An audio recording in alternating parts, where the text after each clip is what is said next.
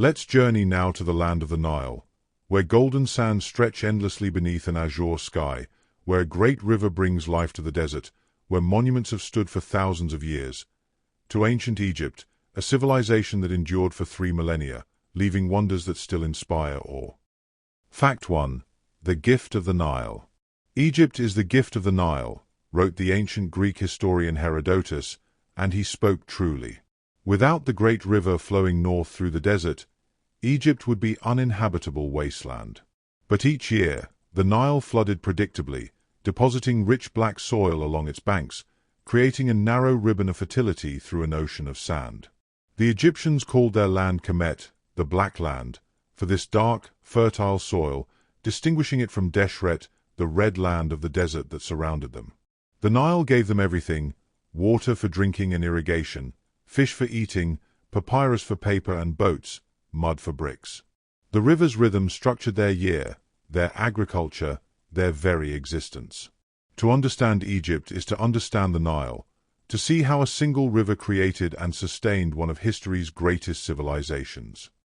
Fact 2. 3 Kingdoms and the Long View. Ancient Egyptian civilization lasted approximately 3,000 years, from around 3100 BCE to 30 BCE when Rome absorbed it. Historians divide this vast span into periods: the Old Kingdom, Middle Kingdom, and New Kingdom, separated by intermediate periods of division. The Old Kingdom built the Great Pyramids. The Middle Kingdom expanded trade and literature. The New Kingdom created an empire stretching into Syria and deep into Nubia. Between these periods came times of fragmentation, when Egypt split into rival kingdoms, when order broke down, when the central authority weakened. Yet Egypt always reunified, always returned to itself, maintaining cultural continuity across millennia. 3,000 years. Try to grasp that span. When Cleopatra lived, the Great Pyramid was already more ancient to her than she is to us. Egypt's longevity is staggering, a civilization that endured longer than almost any other, maintaining its essential character across time spans that dwarf modern nations. Fact 3. The Pharaoh, living God. At the heart of Egyptian civilization stood the Pharaoh, who was not merely a king but a living god, the incarnation of Horus, the son of Ra, the intermediary between divine and human realms. The Pharaoh maintained cosmic order, justice, truth, through proper ritual and governance. Without the Pharaoh performing his duties, the sun might not rise, the Nile might not flood, chaos might overwhelm order. This wasn't metaphor but literal belief. The Pharaoh was divine, his person sacred, his words law. Yet he also bore enormous responsibility. He was answerable to the gods, required to maintain balance, expected to ensure prosperity. The Pharaoh lived in vast palaces, wore the double crown uniting Upper and Lower Egypt, and was buried in tombs that took decades to prepare. The institution of divine kingship gave Egypt its stability, its continuity, its sense that the cosmic and earthly orders were aligned and maintained through proper rulership. Fact 4. Hieroglyphs, the sacred writing. The Egyptians developed one of history's most beautiful writing systems: hieroglyphs, literally sacred carvings. These weren't just symbols but art, each glyph carefully shaped, whether carved in stone or painted on papyrus. Hieroglyphs combined logographic signs representing whole words with phonetic signs representing sounds. The same word could be written in multiple ways. Direction of writing varied. Hieroglyphs could be read left to right to left, or top to bottom, with the figures facing toward the beginning of the text. Scribes spent years learning to read and write hieroglyphs, mastering hundreds of signs. The ability to write was magical, powerful, limited to a small educated elite. For over 3,000 years, hieroglyphs recorded Egyptian history, prayers, poetry, and administration. Then the knowledge was lost, the script unreadable for over a millennium, until the Rosetta Stone's discovery and Jean-François Champollion's brilliant decipherment allowed the ancient texts to speak again. Fact 5. The Pyramids of Giza.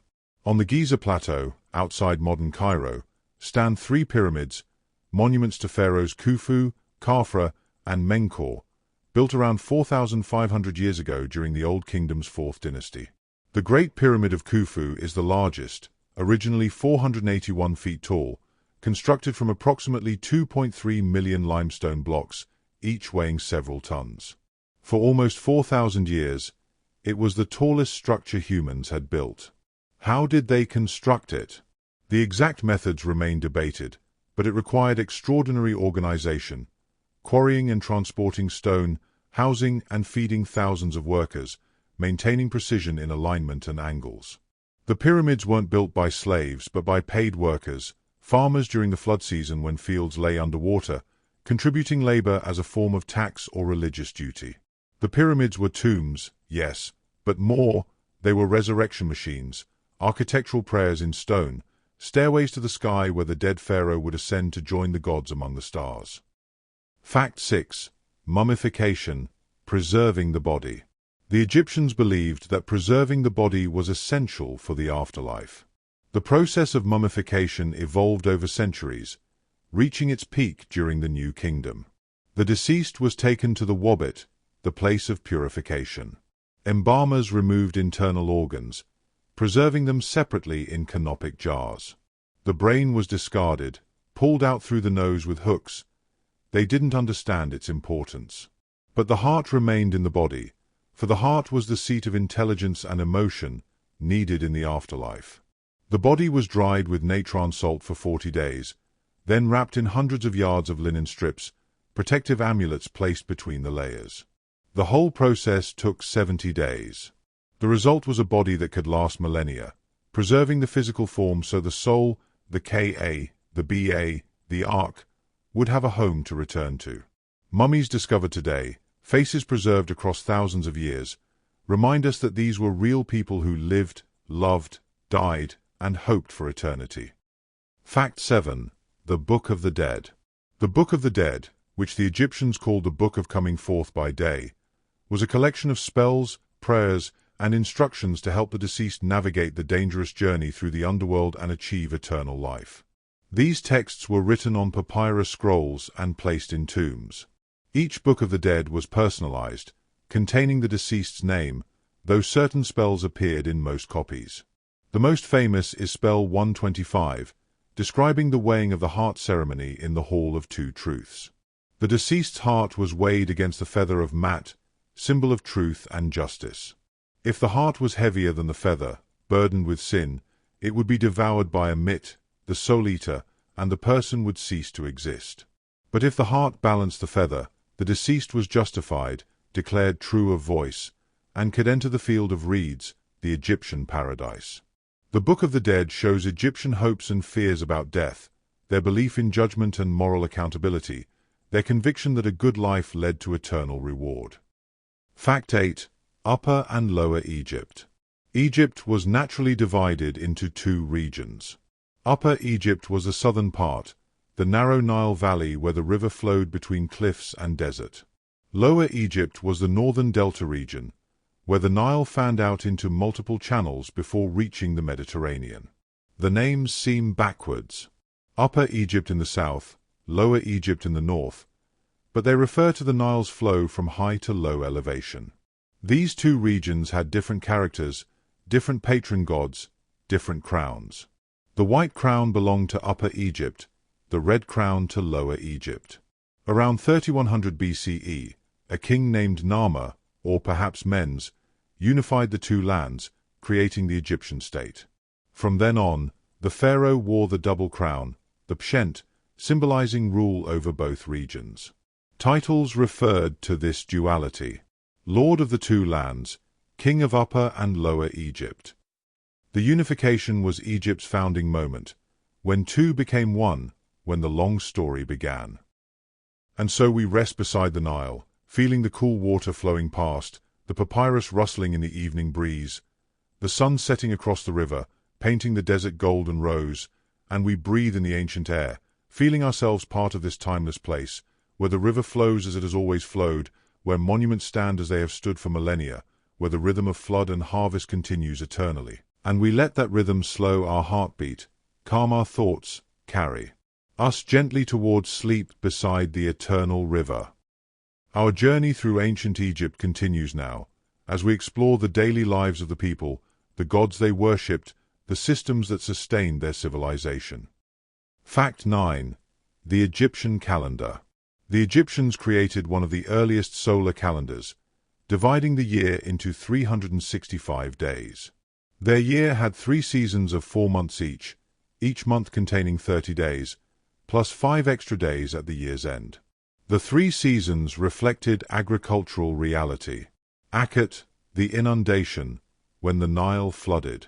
Peret, the growing season, when crops sprouted in the fertile mud, and Shimu, the harvest, when crops were gathered before the next flood. This calendar was remarkably accurate, though it drifted slowly against the actual solar year since they didn't use leap years. The Egyptians divided day and night into 12 hours each, though these hours varied in length with the seasons. Time wasn't abstract to them but tied to the sun's movement, to the river's cycle, to the rhythm of planting and harvest that sustained life. Their calendar shows their careful observation of natural patterns, their need to coordinate agricultural work, their understanding that tracking time allowed them to predict and prepare for the Nile's vital flood. Fact 10. Egyptian houses. Most Egyptians lived in houses built from mud brick, the same material used for millennia in the Nile Valley. These bricks were made from Nile mud mixed with straw, shaped in molds, and dried in the sun. Houses were simple, 1 to 3 rooms for common families, arranged around a small courtyard. The thick mud walls provided insulation from the desert heat. Roofs were flat, made of palm logs covered with mud, and families often slept on the roof during hot summer nights to catch the breeze. Inside, there was little furniture, low stools, woven reed mats for sleeping, storage chests, pottery for food and water. Homes were whitewashed annually, painted fresh for the new year. Wealthier families had larger houses with multiple rooms, gardens, and perhaps a chapel for household gods. The elite built villa estates with pools and elaborate gardens. But whether grand or humble, all Egyptian homes shared the same basic materials and design, adapted perfectly to the climate, practical and enduring. Fact 11. Ra, the sun god. Ra, the sun god, was among the most important Egyptian deities, often considered the supreme god, creator of all. Each day, Ra sailed across the sky in his solar bark, bringing light to the world. At evening, he entered the underworld, sailing through 12 hours of darkness, facing dangers including the serpent Apophis who sought to swallow him and end creation. Each dawn, Ra emerged victorious, reborn, the sun rising again. The pharaoh was the son of Ra, and many pharaohs incorporated Ra into their throne names. The sun's daily journey was cosmic drama, order overcoming chaos, life triumphing over death. Temples oriented east caught the first rays of sunrise, and priests performed morning rituals to help Ra in his eternal battle. The sun wasn't taken for granted but earned through divine struggle, maintained through human prayer and ritual. Ra represented the fundamental Egyptian understanding that order required constant maintenance, that light fought daily against darkness, that nothing was guaranteed but everything could be sustained through proper action. Fact 12. The Sphinx. At Giza, near the 3 Great Pyramids, crouches the Sphinx, a massive limestone statue with a lion's body and a human head, traditionally identified as the face of Pharaoh Khafra. Carved from bedrock around 4,500 years ago, it's one of the world's oldest and largest monumental sculptures. The Sphinx is about 240 feet long and 66 feet high, gazing eternally toward the sunrise. Over millennia, desert sand repeatedly buried it to the neck, and various pharaohs cleared the sand, maintaining this ancient guardian. Between its paws stands a stela placed by Pharaoh Thutmose IV, recording a dream in which the Sphinx promised him the throne if he cleared away the sand, which he did. The Sphinx has weathered badly, eroded by wind and sand, damaged by time and humans alike. Its nose is missing, broken off in medieval times. Yet it endures, this hybrid creature combining human intelligence with leonine strength, a symbol of royal power, a monument that has watched over the Giza Plateau for 45 centuries, silent witness to the rise and fall of empires. Fact 13. Egyptian agriculture. Egyptian agriculture depended entirely on the Nile's annual flood, which deposited rich silt across the fields. Farmers grew wheat and barley as staple grains, along with vegetables like onions, garlic, lettuce, and cucumbers. They cultivated flax for linen, raised cattle, sheep, goats, pigs, and poultry. The agricultural year followed the flood's rhythm. During Akut, when water covered the fields, farmers repaired tools, maintained irrigation canals, and paid their labor tax working on royal projects. During Peret, they plowed the soft mud, planted seeds, and tended growing crops. During Shimu, they harvested, threshed grain, and stored it in granaries.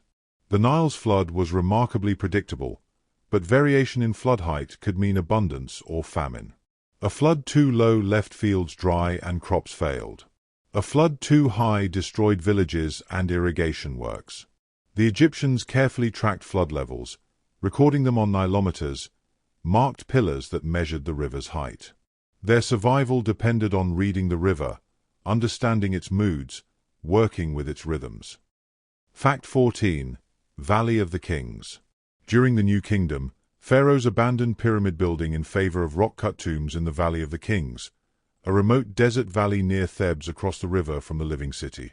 Here, over 500 years, more than 60 tombs were carved into the limestone cliffs. Workers excavated tunnels deep into the rock, creating chambers and corridors decorated with painted scenes and hieroglyphic texts to guide the deceased through the afterlife. Despite the remote location and secrecy, nearly all tombs were robbed in ancient times, gold, jewelry, and precious goods stolen, mummies disturbed. Only one tomb remained substantially intact, that of the young pharaoh Tutankhamun, discovered in 1922 by Howard Carter. The valley is desolate, barren, baked by fierce sun, silent except for wind and tourists. Yet walking through these painted corridors, seeing gods and pharaohs on the walls, the colors still vivid after 3 millennia, you feel the presence of the ancient dead, their hopes for eternity carved and painted into living rock. Fact 15. Scribes, the educated elite. Egyptian scribes formed a privileged class, the educated elite who could read and write. Becoming a scribe required years of training, starting in childhood, copying texts repeatedly until the student mastered hieratic script, the cursive form of hieroglyphs used for everyday writing. Scribes worked for the government, temples, and wealthy individuals, keeping records, copying texts, drafting letters, calculating taxes, recording harvests. A scribe's tools were simple: a wooden palette with cakes of red and black ink, reed pens, and papyrus or limestone flakes for writing practice. Scribes sat cross-legged, papyrus stretched across their kilted lap, and wrote from right to left in neat columns. Ancient Egyptian literature celebrates the scribe's profession, with texts describing how scribes avoid the back-breaking labor of farmers or the dangers of soldiers, how they preserve knowledge and serve power. Be a scribe, one text advises. It saves you from toil, it protects you from every kind of work. In a largely illiterate society, scribes held knowledge, and knowledge was power. Fact 16. Cats, sacred and beloved. Cats held special status in ancient Egypt, both practical and sacred. Cats protected grain stores from mice and rats, making them economically valuable. But they were also associated with the goddess Bastet, depicted as a woman with a cat's head or as a cat itself. Bastet represented protection, fertility, and domesticity. Egyptians kept cats as pets, depicted them in tomb paintings, and mummified them when they died. Killing a cat, even accidentally, was a serious offense. The Greek historian Herodotus claimed that when a house cat died, the family would shave their eyebrows in mourning. Thousands of cat mummies have been found in Egypt, showing the depth of feline reverence. Cats appear throughout Egyptian art, sitting beneath chairs, playing, being fed by their owners. The modern house cat descends partly from Egyptian cats, making every tabby sleeping on a windowsill today a distant relative of those ancient sacred animals who stalked through pharaonic palaces and protected granaries 3,000 years ago. And so we rest with the cats of Egypt, curled in comfortable warmth, purring softly in the evening shadows, and we feel ourselves growing drowsy, growing peaceful, our muscles relaxing like a cat in the sun. The day's tensions melting away, replaced by simple comfort, simple warmth, and we drift towards sleep with feline ease, surrendering to rest as naturally as a cat finding the perfect spot to curl up and dream. We journey deeper now into Egyptian life, into their beliefs about death and eternity, their gods and temples, the monuments they built for the ages. Fact 17. Osiris, god of the afterlife. Osiris was the god of the underworld and resurrection, one of Egypt's most important deities. According to myth, Osiris once ruled Egypt as a wise and good king, teaching humans agriculture and civilization. His jealous brother Set murdered him, dismembering his body and scattering the pieces across Egypt. Osiris's devoted wife Isis searched tirelessly, recovering the pieces and magically reassembling him, conceiving their son Horus in the process. Osiris was resurrected but could no longer rule the living, so he descended to become king of the dead. Every deceased person hoped to become an Osiris, to undergo the same death and resurrection, to live eternally in the field of reeds under Osiris's benevolent rule. Osiris was depicted as a mummified figure, sometimes with green skin representing vegetation and rebirth, holding the crook and flail of kingship. His myth gave Egyptians hope. Death wasn't an ending but a transformation, a journey to a place where the just would live forever in peace and abundance. Fact 18. Egyptian temples. Egyptian temples weren't churches for public worship but houses for the gods, where the deity resided in statue form and only priests could enter the innermost sanctuary. A typical temple complex consisted of a massive pylon gateway, open courtyards, hypostyle halls with towering columns, and finally the dark sanctuary where the god's statue stood. Walls were covered with carved and painted reliefs showing pharaohs offering to gods, maintaining Mat. Each morning, priests would wake the god, break the seal on the sanctuary, wash and dress the statue, offer food and incense. The god consumed the spiritual essence of offerings while priests ate the physical food later. Temples were economic powerhouses, owning vast estates, employing thousands, controlling significant wealth.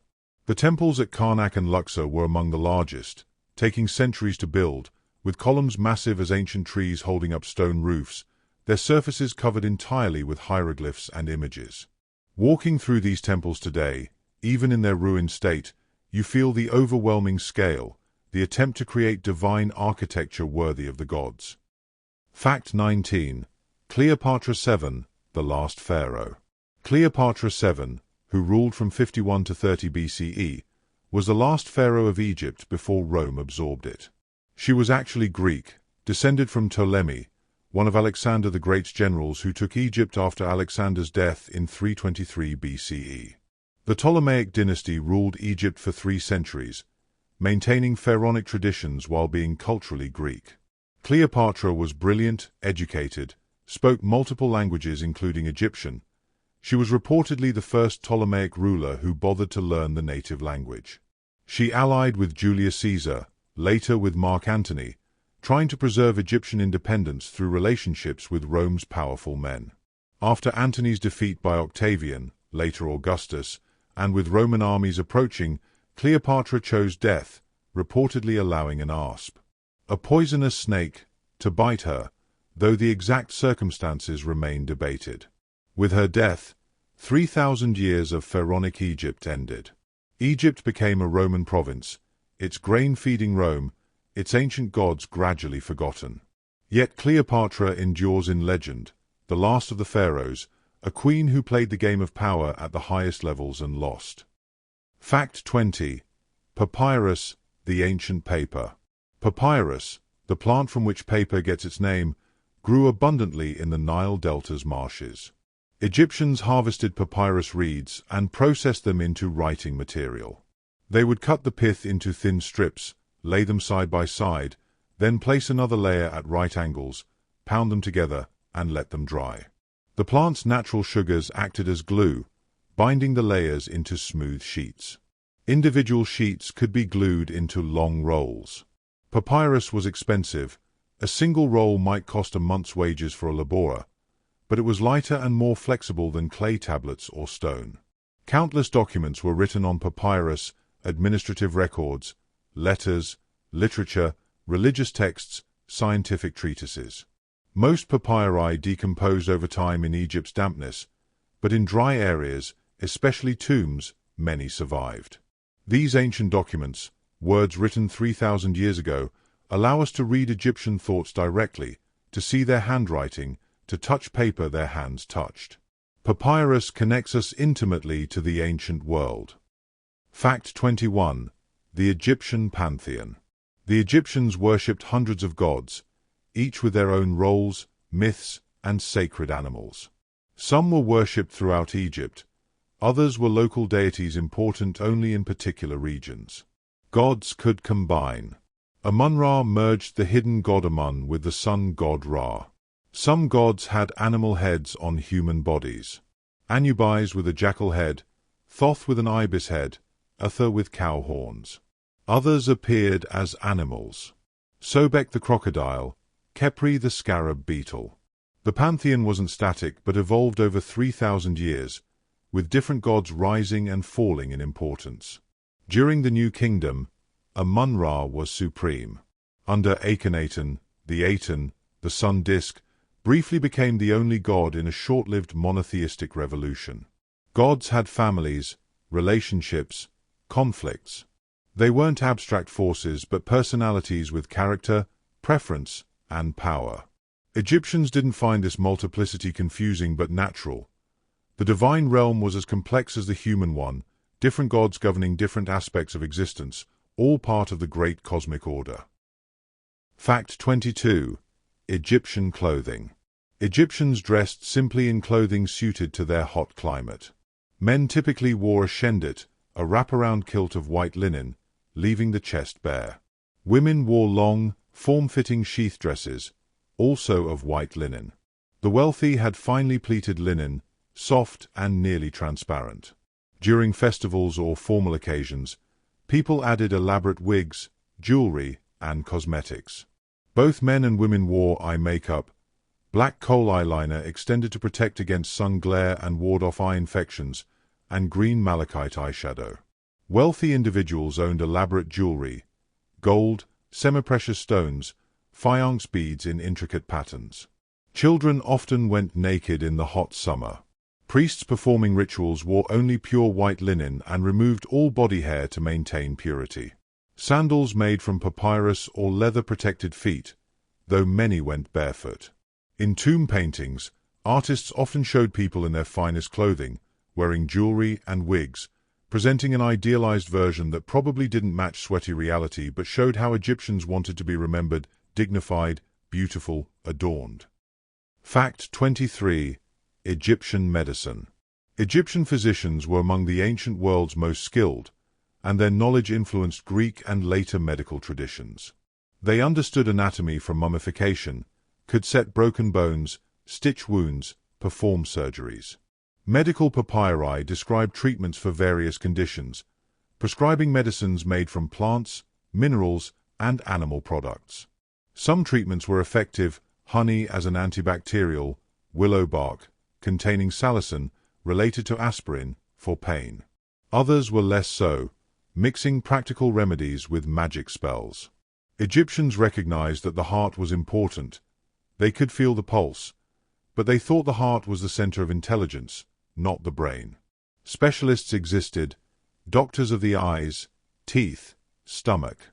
The physician Imhotep, who served Pharaoh Djoser and designed the step pyramid, was later deified as a god of healing.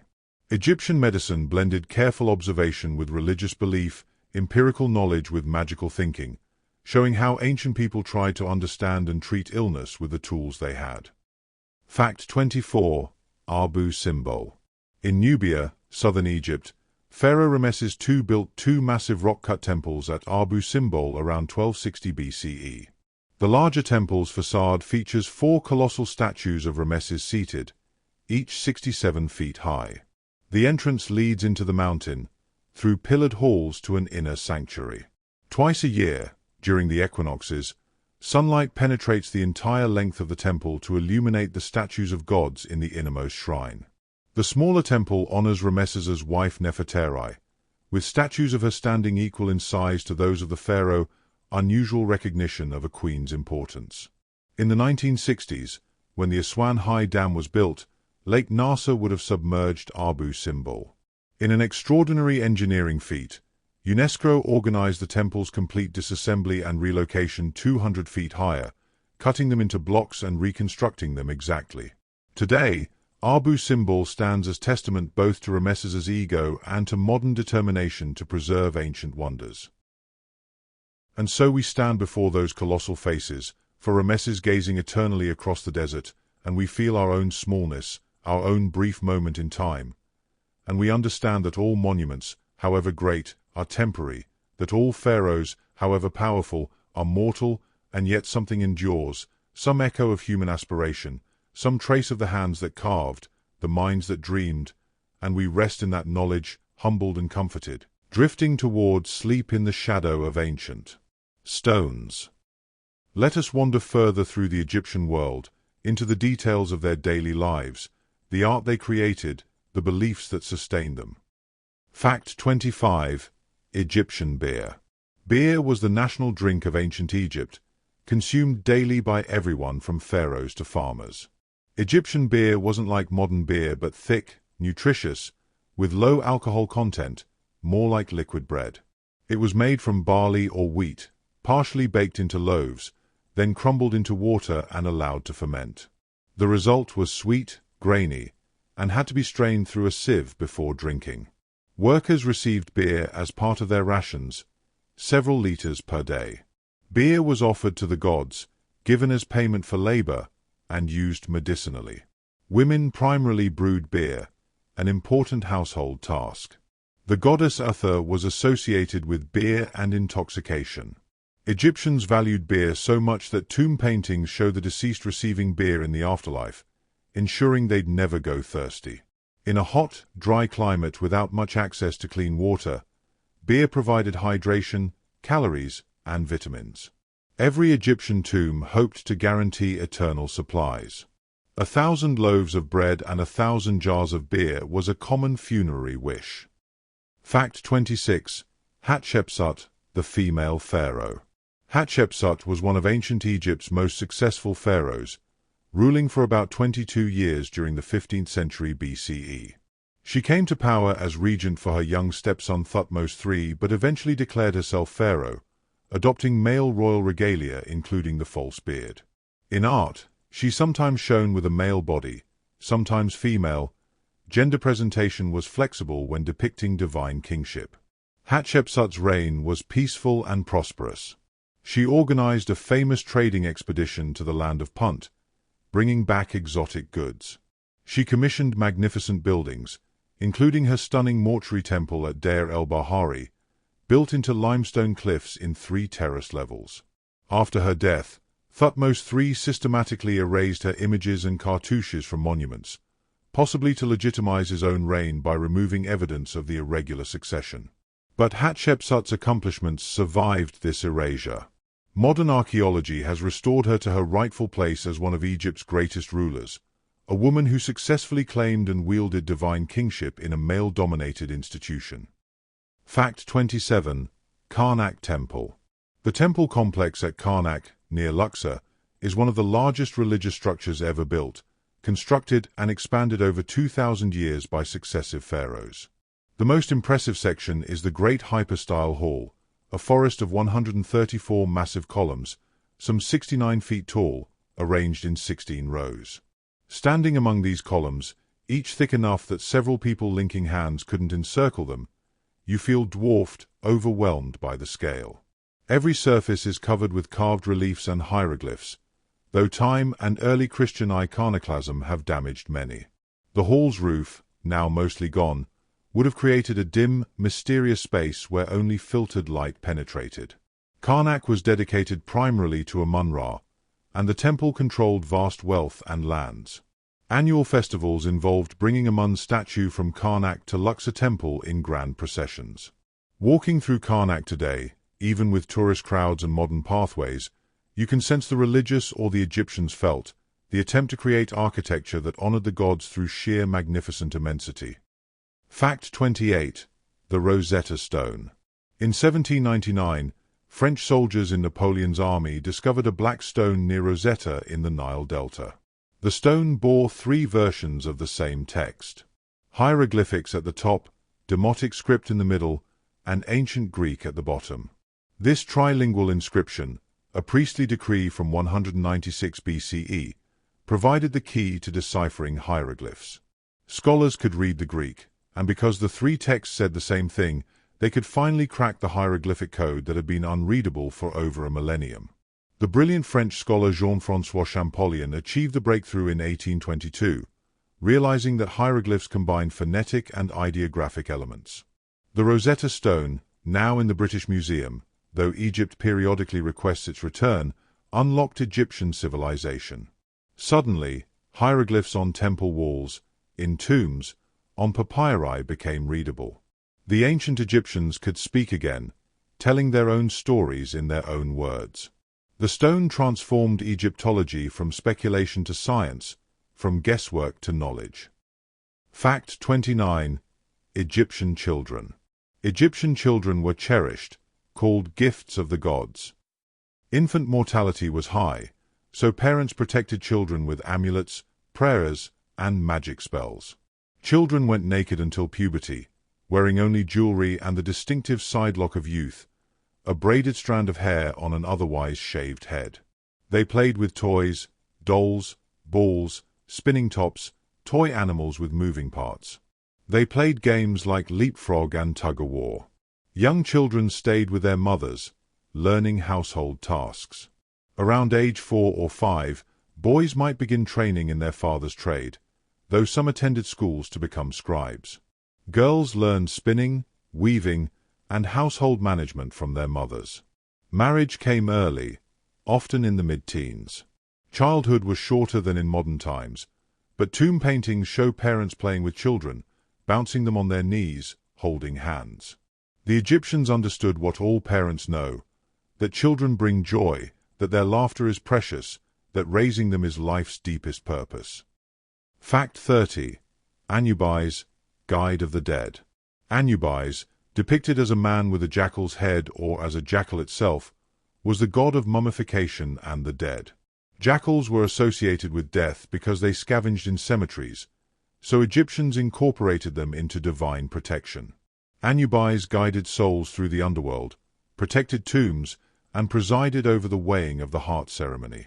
He was often shown bending over a mummy, performing the rituals that would preserve the body for eternity.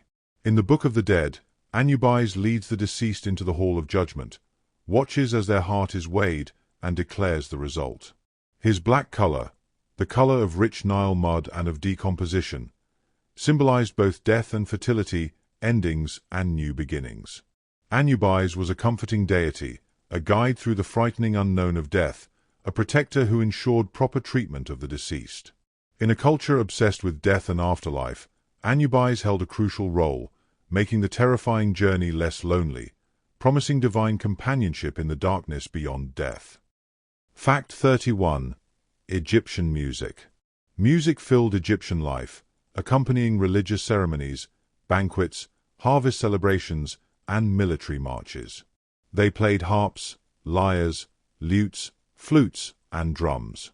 Clappers, sistrums, rattles, and tambourines provided rhythm. Singers performed, and tomb paintings show musicians playing at feasts, sometimes all women, sometimes mixed groups. Music was associated with Atha, goddess of joy and love. Professional musicians trained for years, and some became quite famous. We don't know exactly how Egyptian music sounded, no notation system survived, but instruments found in tombs allow archaeologists to reconstruct their timbre. The music was probably based on simple scales, with rhythm and percussion important. Tomb paintings show people clapping and dancing, suggesting the music was lively and engaging. Music entertained but also held religious significance, used to please gods, accompany rituals, and create the sacred atmosphere necessary for divine presence. Sound and rhythm were pathways to the divine, making the invisible visible, the sacred tangible. Fact 32. The Nile flood. Each year, like clockwork, the Nile rose. Summer rains far to the south in the Ethiopian highlands sent water northward, and by late summer, the Nile in Egypt began to swell. The flood peaked in September, covering the fields for weeks. Farmers watched Nilometers anxiously, hoping for the perfect flood, high enough to spread over all fields, not so high as to destroy villages. When the waters receded in October, they left behind rich black silt, natural fertilizer that made the soil extraordinarily productive. This yearly cycle was so predictable that Egyptian civilization was built on it. The flood determined taxes. High flood meant good harvest and higher taxes. Low flood meant famine and reduced obligations. The flood was divine, a gift from the gods, particularly Hapi, god of the inundation, shown as a pot-bellied man with pendulous breasts, representing abundance and fertility. When the Aswan High Dam was completed in 1970, it controlled the Nile's flow, ending the annual flood after millennia. Now Lake Nasser holds the water, and the Nile flows steadily year-round, controlled by humans rather than nature. The ancient rhythm has stopped, though its memory remains in Egyptian consciousness, the flood that sustained civilization for 3,000 years. And so we rest beside the river as the flood waters slowly rise, covering the fields, bringing life to the land, and we feel ourselves held by that rhythm, that ancient pattern of ebb and flow, flood and harvest, death and rebirth. And we surrender to the rhythm, letting it carry us like the current carries silt, drifting gently, peacefully, toward the delta of sleep where all rivers finally rest in the sea. We journey onward through Egypt, discovering more of their remarkable achievements, their daily lives, the beauty they created and the wisdom they sought. Fact 33. Tutankhamun, the Boy King. Tutankhamun became pharaoh around age 9 and died at 18 or 19, ruling only about 10 years in the 14th century BCE. He accomplished little as pharaoh, reversing his father Akhenaten's religious reforms and restoring the traditional gods, but otherwise leaving minimal mark on history. Yet Tutankhamun became the most famous pharaoh because of what happened after his death. His small tomb in the Valley of the Kings was robbed twice in antiquity but then buried under debris from later tomb excavations, hiding and protecting it. In 1922, Howard Carter discovered the tomb nearly intact, crammed with treasures, golden shrines, chariots, furniture, clothes, weapons, jewelry, and the famous golden death mask. The discovery captivated the world, revealing the splendor that surrounded even a minor pharaoh. Tutankhamun's mummy showed he'd suffered various ailments and injuries. The boy king who achieved little in life gave archaeology its greatest discovery, showing us what has been lost from robbed tombs, what surrounded Egyptian royalty in death, the care and wealth invested in preparing for eternity. Fact 34. Egyptian marriage. Marriage in ancient Egypt was surprisingly egalitarian for the ancient world. Women could own property, initiate divorce, and inherit equally with brothers. Marriage was primarily a practical arrangement, often not marked by religious ceremony. A couple simply moved in together and were considered married. Love matches certainly occurred, as love poetry from Egypt shows deep emotion. Husbands were advised to treat wives well. When you prosper, found your household. Love your wife with order, one text advises. Women managed households, controlled domestic finances, and could engage in business. Divorce was possible for either party, with property division governed by law. Remarriage after divorce or widowhood was common and accepted. Elite men sometimes had multiple wives or concubines, but most marriages were monogamous. In art, couples are often shown the same size, sometimes holding hands, suggesting affection and partnership. Egyptian marriage shows that even in the ancient world, different societies found different balances between genders, that patriarchy wasn't universal or uniform, that some ancient cultures granted women more autonomy than later ones would. Fact 35. The Pyramids, construction methods. How did Egyptians build the pyramids? Despite persistent myths, not through alien technology or lost ancient wisdom, but through organization, mathematics, and enormous human effort. They used copper tools and stone hammers to quarry limestone blocks. They transported blocks on sledges, probably wetting the sand in front to reduce friction. They used ramps, perhaps spiral ramps wrapping around the pyramid, perhaps straight ramps, the exact method still debated. They had no pulleys or wheeled vehicles but used levers, rollers, and human muscle. The precision is remarkable. The Great Pyramid sides align almost perfectly with the cardinal directions. Its base is nearly perfectly level. This required sophisticated surveying and astronomical knowledge. The workforce wasn't slaves but paid laborious, fed from royal granaries, housed in workers' villages. Tens of thousands of workers over 20 to 30 years, during the flood season when farming was impossible. The pyramids show what organized society can accomplish, what human hands can build when vision, resources, and labor combine with patient effort sustained across decades. Fact 36. Thoth, god of wisdom. Thoth, depicted as a man with an ibis head or as a baboon, was god of wisdom, writing, magic, and the moon. He was patron of scribes, credited with inventing hieroglyphs and serving as scribe of the gods, recording divine judgments. In the weighing of the heart ceremony, Thoth recorded the result, documenting whether the deceased was justified or condemned.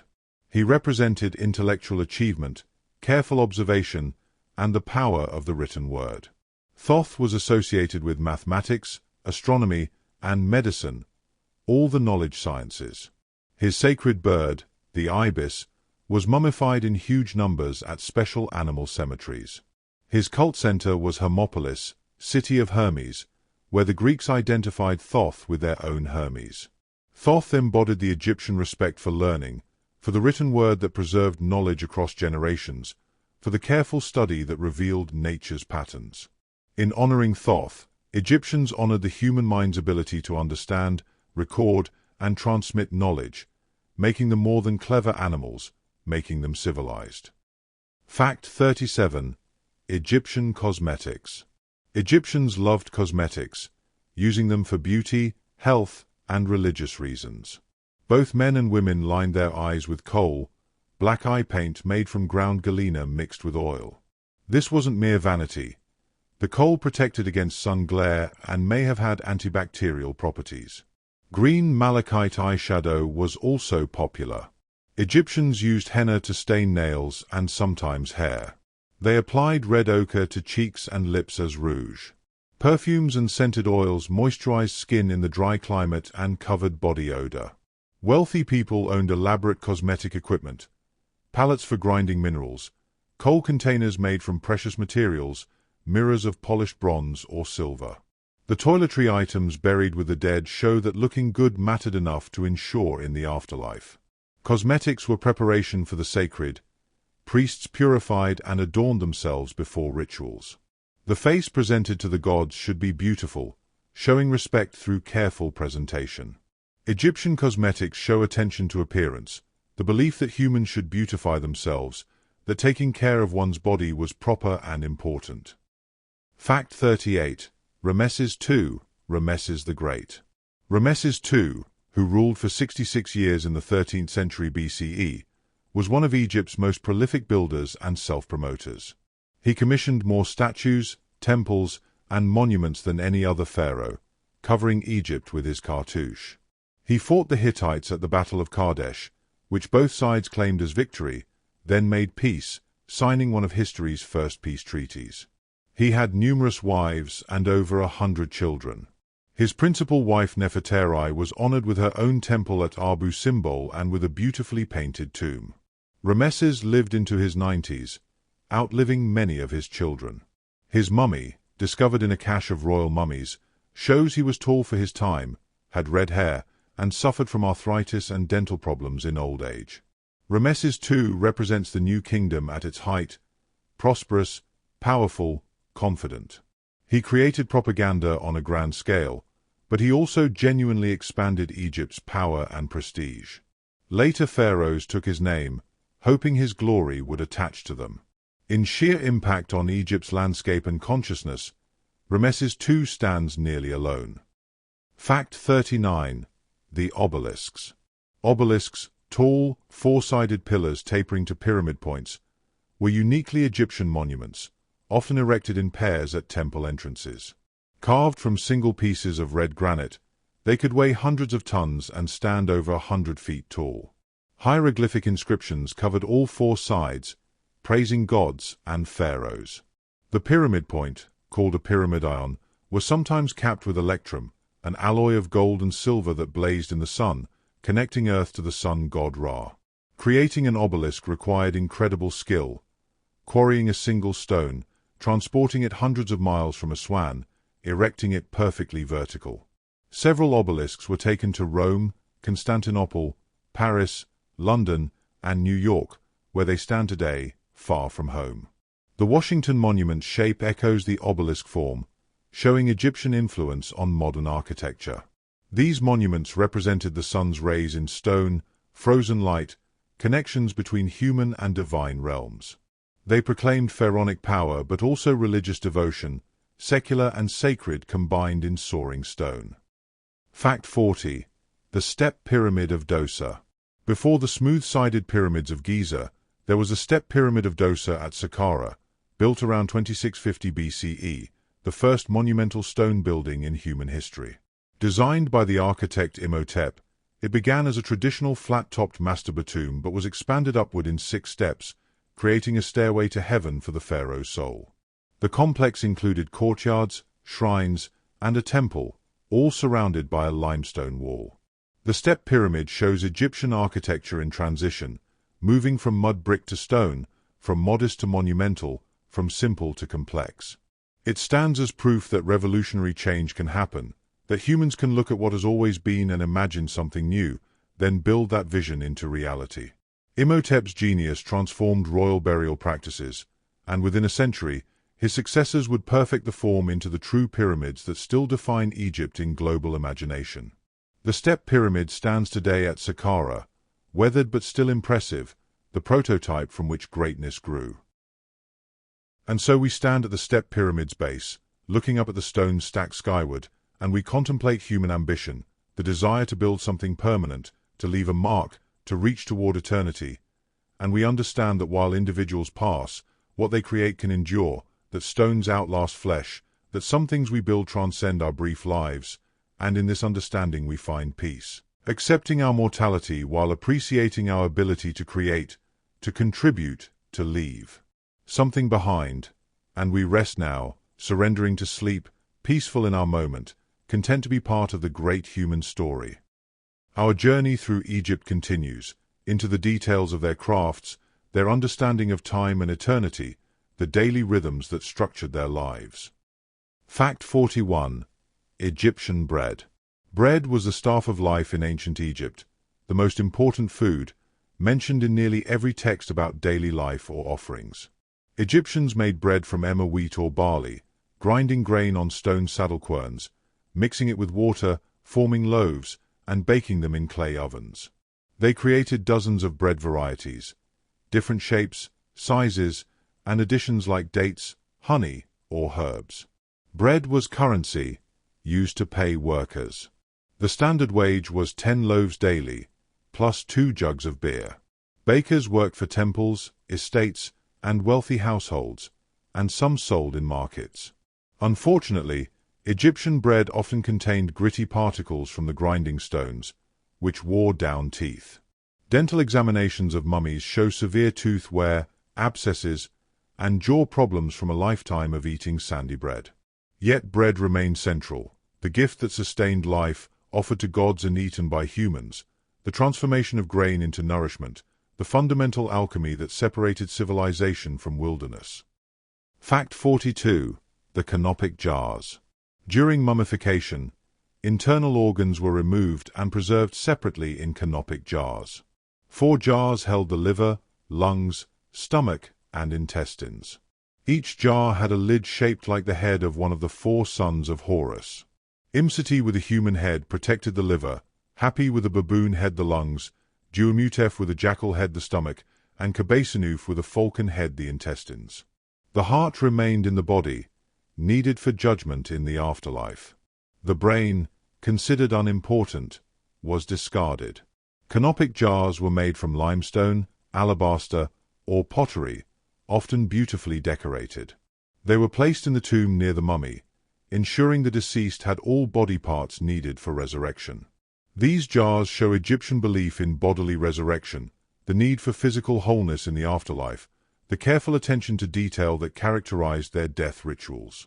Finding canopic jars in tombs, reading the names of the deceased inscribed on them, we're seeing containers that held the actual organs of people who lived millennia ago, an intimate and slightly unsettling connection to ancient bodies. Fact 43. Akhenaten, the heretic pharaoh. Pharaoh Amenhotep IV, who ruled in the 14th century BCE, did something revolutionary and disturbing.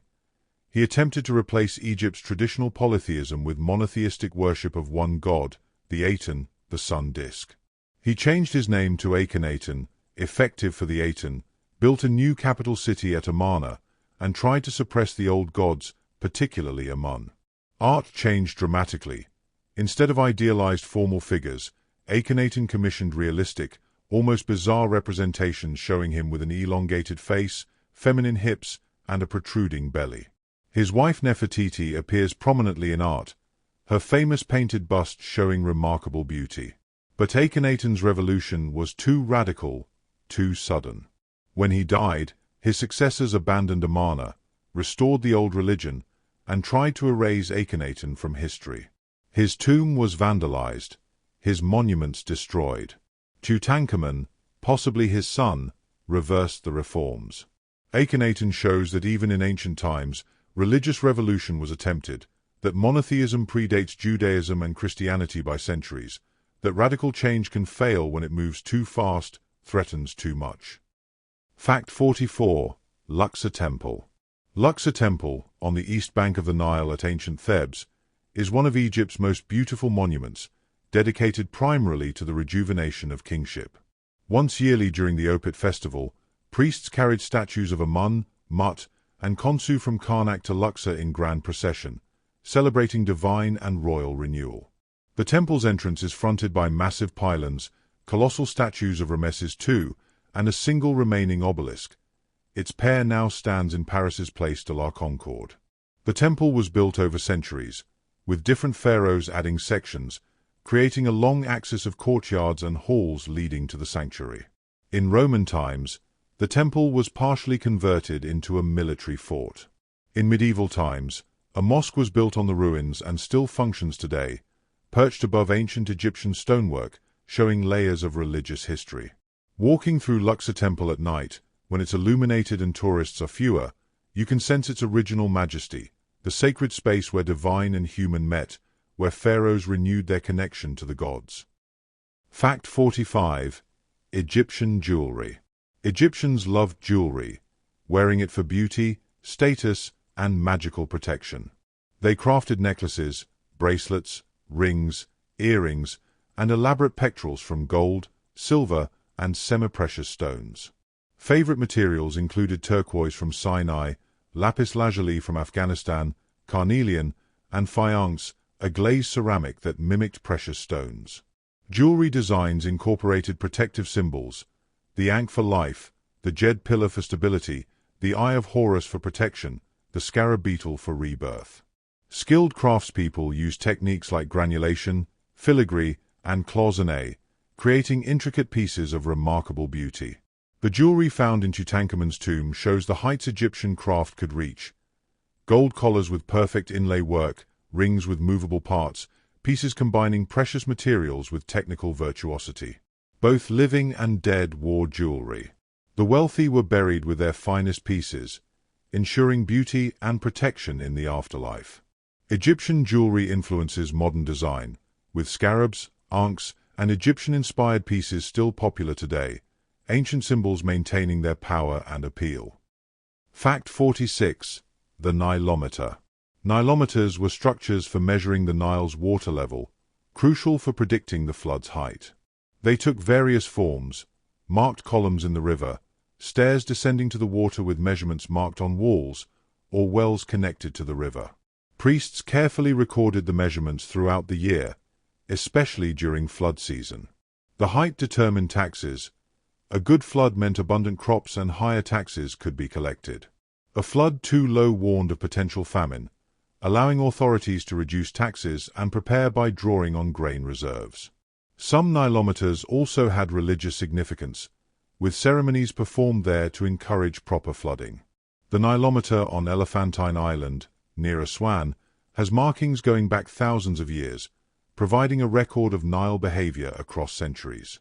These measuring devices show Egyptian pragmatism, their understanding that careful observation and record-keeping allowed prediction and preparation, that knowledge was power, that measuring the river gave some control over fate. Fact 47. Isis, the Divine Mother. Isis was one of Egypt's most important goddesses, representing ideal motherhood, magic, healing, and protection. Her myth centered on her devotion to her husband Osiris and son Horus. After Set murdered Osiris, Isis searched tirelessly for his body, reassembled it, and used her magic to conceive Horus posthumously. She protected young Horus from Set's attempts to kill him, using her magical knowledge to save him from snakes and scorpions. Isis represented the devoted wife and protective mother, powerful through love and magic. She was depicted as a woman with a throne-shaped crown or with cow horns and a sun disk like Atha. Her worship eventually spread beyond Egypt throughout the Roman Empire, with temples to Isis built as far as Britain. She influenced early Christianity's imagery of the divine mother and child. Isis endured longer than most Egyptian gods, her cult surviving until the 6th century CE, making her one of the last pagan deities worshipped in the ancient Mediterranean world. Her appeal was universal, the mother who would do anything to protect her child, whose love transcended death itself. Fact 48. The workers' village at Deir el-Medina. While pharaohs built grand monuments, the workers who carved the tombs lived in a special village at Deir el-Medina, near the Valley of the Kings. This workers' community, housing the craftsmen and their families, is one of the best preserved ancient settlements. The village was walled, containing about 70 houses arranged along a main street. Houses were small, narrow structures built of mud brick, typically 4 rooms, entrance, main room, smaller room, and kitchen. The craftsmen worked 8-hour shifts, stayed at the tomb sites for 10 days, then had 2 days off to return to the village. We know extraordinary detail about their lives because they left thousands of ostraca, limestone flakes and pottery shards used as notepaper, recording everything from work assignments to personal complaints, love poems to shopping lists. These records show ordinary ancient Egyptians, not just pharaohs and gods, but people dealing with work disputes, marital problems, financial troubles. Deir el-Medina gives us the common voice, showing daily life, making ancient Egypt human and relatable. And so we walk through that workers' village, seeing the narrow houses, the small rooms where families lived, the ostraca scattered with ancient handwriting, and we realize these were people like us, facing daily challenges, working hard, raising children, finding joy in small things, and we feel connected across the millennia, understanding that human experience is universal, that our struggles and hopes are ancient struggles and hopes, and we rest in that connection, that human continuity, letting it comfort us as we drift towards sleep. We journey deeper now into Egyptian beliefs, their understanding of the soul, their art and literature, the wisdom they sought and recorded. Fact 49. The Egyptian soul. Egyptians believed the soul had multiple components, each with its own nature and destiny. The Ka was the life force, created at birth, requiring food and drink offerings after death. The Ba was personality and individuality, often depicted as a human-headed bird that could leave the tomb and travel. The Ark was the transfigured spirit, the deceased after successful passage through judgment, blessed and powerful. The Ib was the heart, seat of thought and emotion.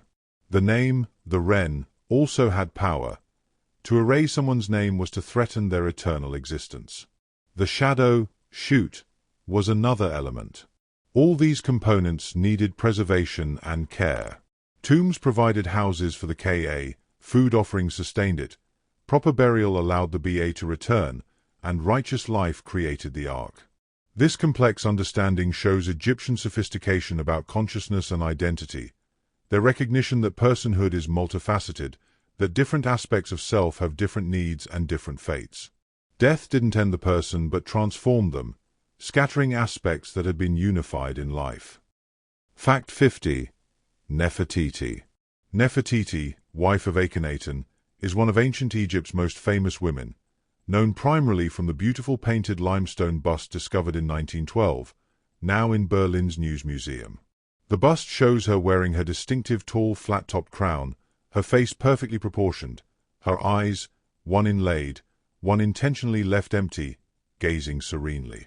During Akhenaten's reign, Nefertiti appeared prominently in art, shown performing rituals usually reserved for pharaohs, driving chariots, smiting enemies.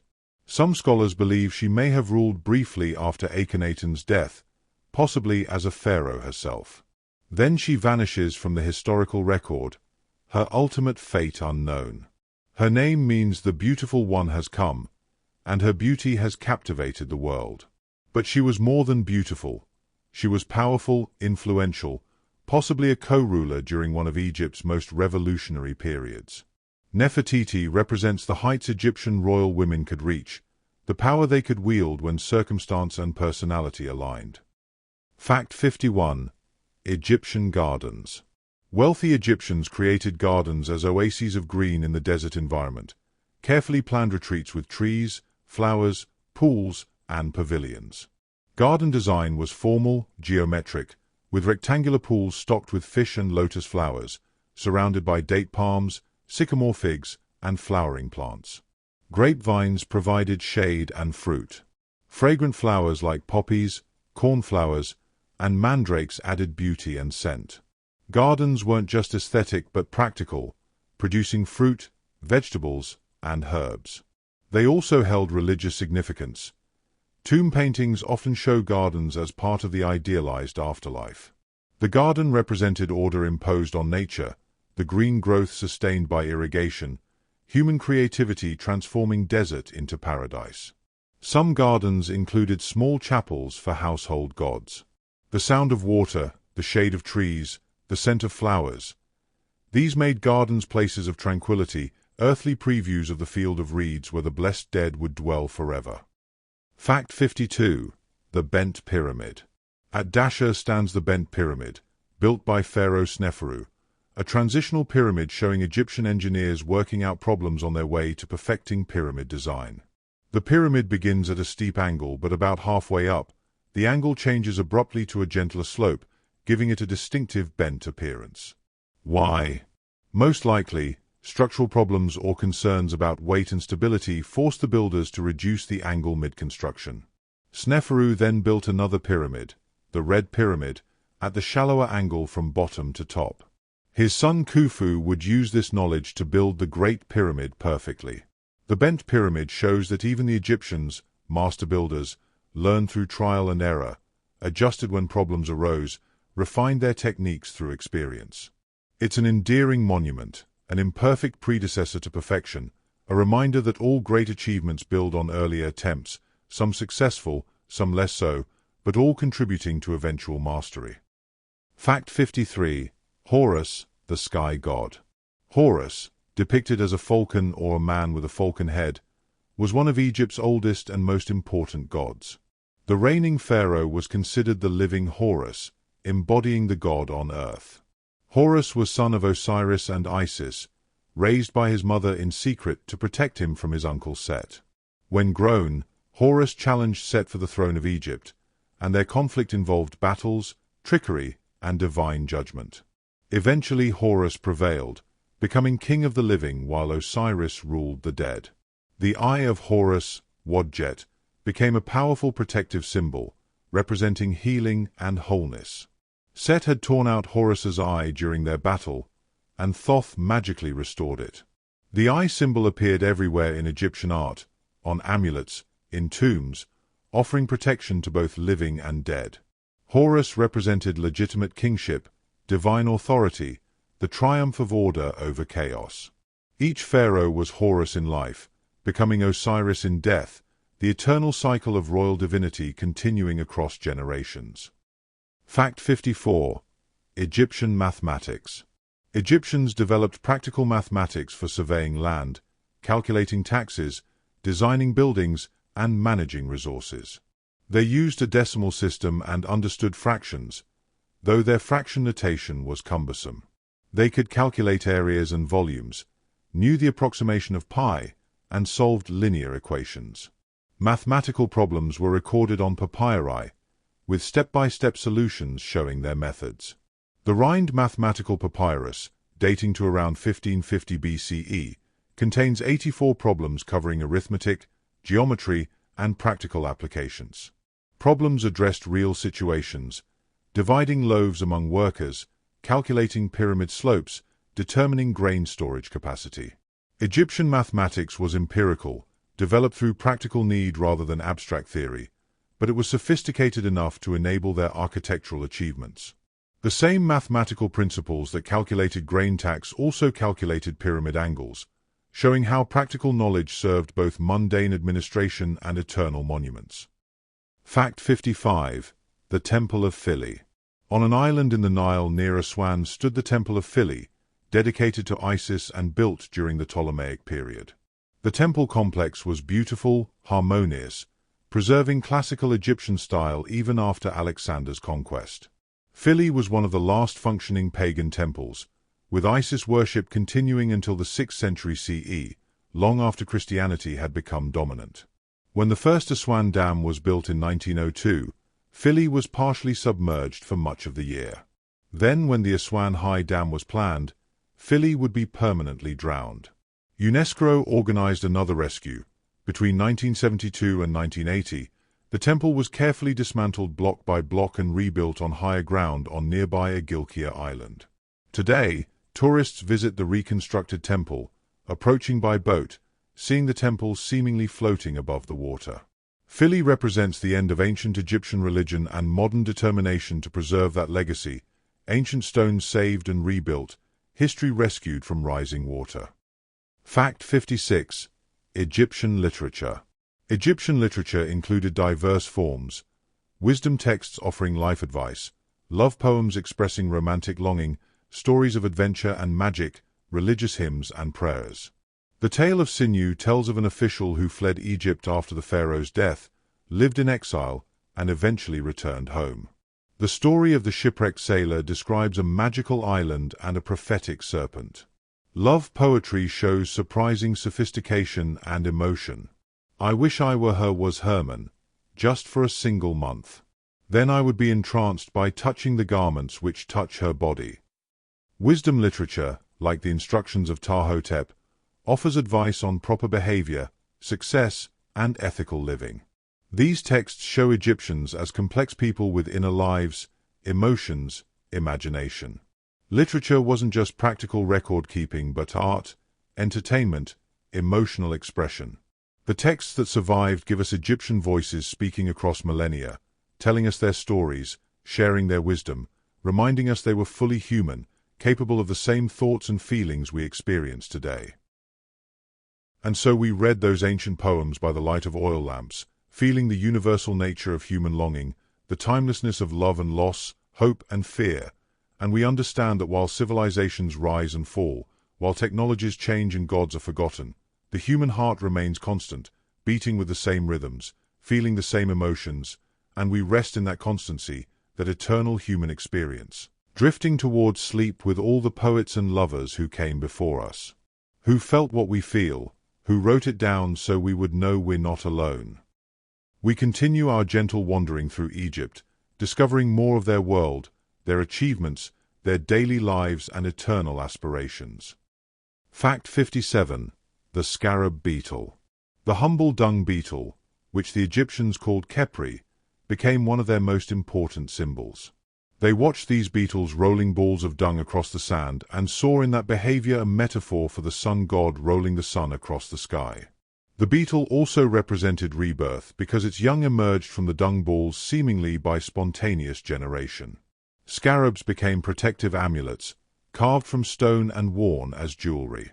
The most important type was the heart scarab, placed over the mummy's heart with a spell from the Book of the Dead instructing it not to testify against the deceased during judgment.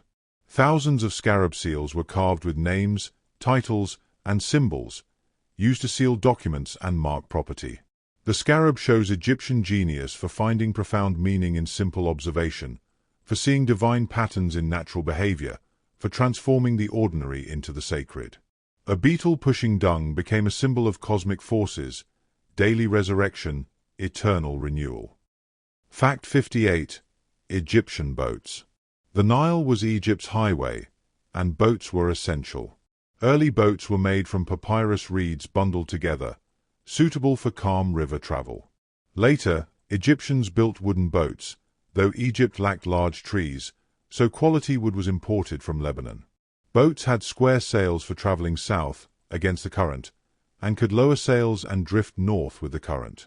The Egyptian words for travel south and travel north literally meant go against current and go with current.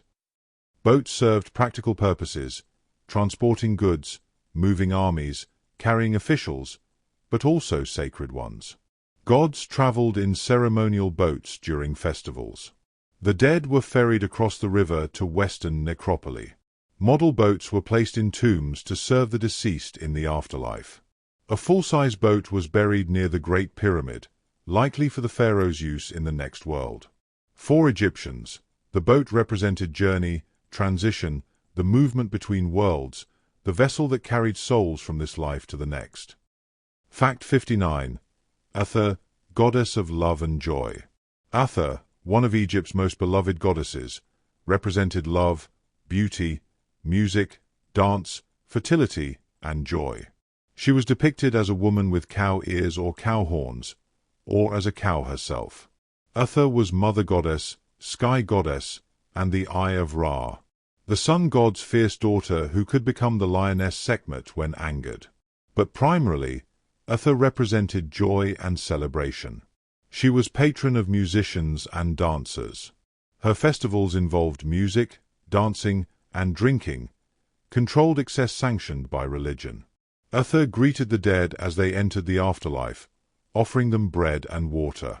Her temple at Dendera, with its famous zodiac ceiling and columns topped with Atha's face, was a major pilgrimage site. Atha shows that Egyptian religion included joy and pleasure, that the gods blessed celebration, that dancing and music were sacred acts. She represents the Egyptian understanding that life should be enjoyed, that beauty and love are divine gifts, that happiness honors the gods as surely as solemn ritual. Fact 60. The Colossus of Memnon. On the Theban West Bank stand two massive stone statues, each about 60 feet tall, depicting Pharaoh Amenhotep three-seated. These are the Colossi of Memnon, all that remains of Amenhotep's vast mortuary temple, once the largest in Egypt. The statues originally fronted the temple but now stand alone, the temple having been dismantled for building materials by later pharaohs. The Greeks called them the Colossi of Memnon, mistakenly associating them with the Ethiopian king Memnon from Homer's Trojan War. For centuries, one colossus was famous for singing at dawn, an earthquake had cracked the statue, and temperature changes at sunrise caused the stone to emit an eerie musical sound. Romans traveled to hear it, and several emperors visited. Then the Romans repaired the cracks, and the singing stopped, silenced for 2,000 years. The colossi stand today, weathered, majestic, facing the rising sun, guardians of a vanished temple, witnesses to millennia of sunrises. Fact 61. Egyptian wine. While beer was the common drink, Egyptians also produced wine, considered more prestigious. Vineyards flourished in the delta and certain oases. Wine was made from grapes but also dates, pomegranates, and figures. The production process was recorded in tomb paintings, workers harvesting grapes, treading them in large vats to extract juice, fermenting the juice in sealed jars. Wine jars were labeled with the vineyard, year, and vintner's name, early wine labels. Good wine improved with age. Wine was offered to gods, served at elite banquets, and provided for the dead in tombs.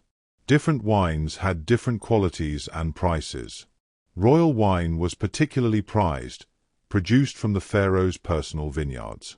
Wine represented luxury, celebration, the refined pleasures of life. It loosened inhibitions, brought joy, helped create the festive atmosphere that honored gods and strengthened social bonds. In moderation, wine was blessed, though texts also warn against drunkenness, showing Egyptians understood both wine's gifts and dangers.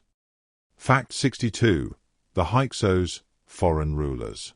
Around 1650 BCE, during Egypt's Second Intermediate Period, foreign rulers called the Hyksos seized control of the delta and northern Egypt. The name possibly means rulers of foreign lands. They were likely Canaanites from the Levant, taking advantage of Egyptian weakness to establish their own dynasty.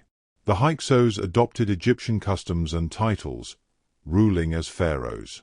They introduced new military technology, the composite bow, bronze weapons, the horse and chariot. For about a century, Egypt was divided, with Hyksos controlling the north and Egyptian rulers holding the south from Thebes. Finally, Ahmose I of Thebes drove out the Hyksos, reunited Egypt, and founded the new kingdom. The Hyksos period was later remembered as humiliating foreign occupation, but it also spurred Egyptian military innovation. The chariots that later helped Egypt build an empire were originally Hyksos technology, adopted and perfected. The Hyksos show that Egyptian history wasn't unbroken continuity but included disruption, foreign influence, and periods when Egypt was divided or ruled by outsiders. Fact 63. Egyptian astronomy. Egyptians were careful observers of the sky, tracking stars and planets for both practical and religious purposes. They noticed that the star Sirius, which they called Sopdet, appeared on the horizon just before sunrise around the time of the Nile flood. This heliacal rising of Sirius marked the start of the Egyptian year, linking the calendar to celestial and terrestrial cycles. They recognized 5 planets visible to the naked eye. They divided the night sky into constellations, some similar to ours, others uniquely Egyptian. The Great Pyramid's shafts align with certain stars. Egyptians believed the pharaoh's soul ascended to the northern circumpolar stars, the imperishable ones that never set. Temple ceilings often showed astronomical scenes, depicting the sky goddess Nut arched over the earth, swallowing the sun each evening and birthing it each dawn. Egyptian astronomy blended careful observation with mythology, seeing in the stars both practical markers for calendar and agriculture, and divine drama, celestial patterns that mirrored and influenced earthly existence. Fact 64. The Egyptian Army. Egypt's army evolved from Old Kingdom levies to New Kingdom professional soldiers. During the Old Kingdom, there was no standing army. Men were conscripted when needed. By the New Kingdom, Egypt maintained professional troops organized into divisions named for gods: Amun, Ra, Ptah, Set. Infantry carried spears, axes, swords, and shields. Archers were crucial, using composite bows. After the Hyksos period, Egypt adopted chariot warfare, with 2-man chariots, a driver and an archer, providing mobile firepower. The army included foreign mercenaries, particularly Nubians known for archery skills. Military campaigns were seasonal, undertaken after the harvest. Successful generals could gain wealth, status, even become pharaoh. The army secured Egypt's borders, extracted tribute from conquered territories, and protected trade routes. Military scenes cover temple walls, showing pharaohs as triumphant warriors, though these depictions were as much propaganda as history. The army was the force that allowed Egypt to expand from regional power to empire, to project strength beyond the Nile Valley into Nubia and the Levant. And so we rest now in the army camp, the soldiers sleeping after a long march, guards watching under the stars, and we feel the peace that comes after effort, the satisfaction of duty done, the deep rest earned by labor, and we let our own tensions drain away, our own day's efforts settle into memory, our muscles relax, our breathing slow, drifting towards sleep as soldiers have drifted for millennia, finding rest after the day's march. Peaceful under the stars. We move now through the later chapters of Egyptian history, through times of glory and decline, transformation and persistence. Fact 65. Nubia, the land of gold. South of Egypt lay Nubia, the region stretching up the Nile into what is now Sudan. Egyptians called it Tarseti, the land of the bow, for Nubian archery skills, or Kush after its major kingdom. Nubia was rich in gold, which Egyptians coveted, and the region became a major source of Egypt's wealth. Relations alternated between trade and conquest. During strong periods, Egypt controlled Nubia, extracting gold, ivory, ebony, incense, and slaves. During weak periods, Nubia asserted independence and even conquered Egypt. The 25th dynasty pharaohs were Nubian kings who ruled Egypt for nearly a century. Nubian culture was distinct but heavily influenced by Egypt, building pyramids, worshipping Egyptian gods alongside their own deities. The relationship between Egypt and Nubia shows that ancient borders were fluid, that influence flowed both ways, that Egyptian civilization was part of a larger Nile Valley cultural complex.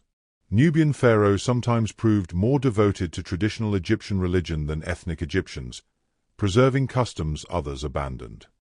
Fact 66. Egyptian chairs and furniture. Wealthy Egyptians owned sophisticated furniture, chairs, beds, tables, chests, and headrests. Chairs ranged from simple stools to elaborate thrones with carved legs, inlaid decoration, and animal paw feet. Tutankhamun's tomb contains several magnificent chairs, including his golden throne with its back showing the king and queen in intimate domestic scene, inlaid with colored glass and precious materials. Beds were often wooden frames with woven reed mattresses, raised on legs carved to resemble animal legs. Instead of pillows, Egyptians used curved headrests that supported the neck while keeping the head elevated, protecting elaborate hairstyles and wigs. These headrests look uncomfortable but were standard. Storage chests held clothing and valuables. Tables were relatively rare, as people ate sitting on the floor with food on low stands. The furniture that survived in tombs shows Egyptian craftsmanship, joinery without nails, elegant proportions, beautiful decoration. Even practical objects became art, showing Egyptian appreciation for beauty in everyday life. Fact 67. Set, god of chaos. Set, depicted as a creature with a curved snout, tall square ears, and forked tail, an animal that doesn't match any known species, was god of the desert, storms, foreigners, and chaos. He murdered his brother Osiris and battled his nephew Horus for the throne. Yet Set wasn't simply evil but necessary. He represented the wild, uncontrollable forces of nature. He protected Ra's solar boat from the chaos serpent Apophis each night in the underworld. Set embodied strength, violence, power, qualities useful when properly directed. Some pharaohs took Set as their patron, particularly those from cities where he was traditionally worshipped. Set represented the Egyptian understanding that order required chaos to define itself against, that destruction and creation were paired, that the desert's harshness gave meaning to the river's fertility. Set was dangerous but part of the cosmic balance, the necessary disorder that made order meaningful. Fact 68. The Persian Conquest. In 525 BCE, Cambyses II of Persia conquered Egypt, ending the 26th dynasty and beginning Persian rule. Egypt became a satrapy of the vast Persian Empire. The Persians were foreign but tried to rule as pharaohs, adopting Egyptian titles and supporting temples. However, their rule was often resented. Egypt rebelled periodically, briefly regaining independence before Persian reconquest. Persian rule brought Egypt into contact with wider Middle Eastern politics and culture. Some Persians adopted Egyptian customs, some Egyptians adopted Persian ones. The Persian period shows Egypt's integration into larger empires, the end of truly independent pharaonic rule. Yet even under foreign rulers, Egyptian culture persisted. The Persians couldn't simply impose their ways but had to accommodate Egyptian traditions, showing the strength of Egyptian cultural identity that survived political subjugation. Egypt would pass from Persian to Greek to Roman rule, maintaining its distinct character through all these changes. Fact 69. Alexander the Great. In 332 BCE, Alexander the Great arrived in Egypt, welcomed as a liberator from Persian rule. He visited the oracle of Amun at Siwa Oasis, where priests allegedly declared him son of Amun, confirming his divinity. Alexander founded Alexandria on the Mediterranean coast, which would become one of the ancient world's greatest cities. He ruled Egypt briefly before continuing his conquests eastward. When Alexander died in 323 BCE, his general Ptolemy took Egypt, founding the Ptolemaic dynasty that would rule for 3 centuries. Alexander's conquest brought Egypt into the Hellenistic world, blending Greek and Egyptian cultures. The Ptolemies ruled as pharaohs, maintaining Egyptian traditions while being culturally Greek. They built the Library of Alexandria, the ancient world's greatest repository of knowledge. Alexandria became a cosmopolitan center where Greek philosophy met Egyptian wisdom, where different cultures mingled, creating something new from ancient foundations. Fact 70. The Library of Alexandria. The Library of Alexandria, founded by Ptolemy I and expanded by his successors, was antiquity's greatest library, aiming to collect all the world's knowledge. Scholars estimate it held between 400,000 and 700,000 scrolls. The library attracted the greatest minds, mathematicians, astronomers, poets, philosophers. Euclid developed geometry there. Eratosthenes calculated Earth's circumference. The Septuagint, the Greek translation of Hebrew scriptures, was created there. The library wasn't just storage but an active research institution, with scholars translating, commenting, copying, and preserving texts. Tragically, the library was destroyed, though exactly when and how remains debated, likely through multiple events including fires and deliberate destruction during various conflicts. Its loss is incalculable. Works by ancient writers we know only by name or reputation, lost forever.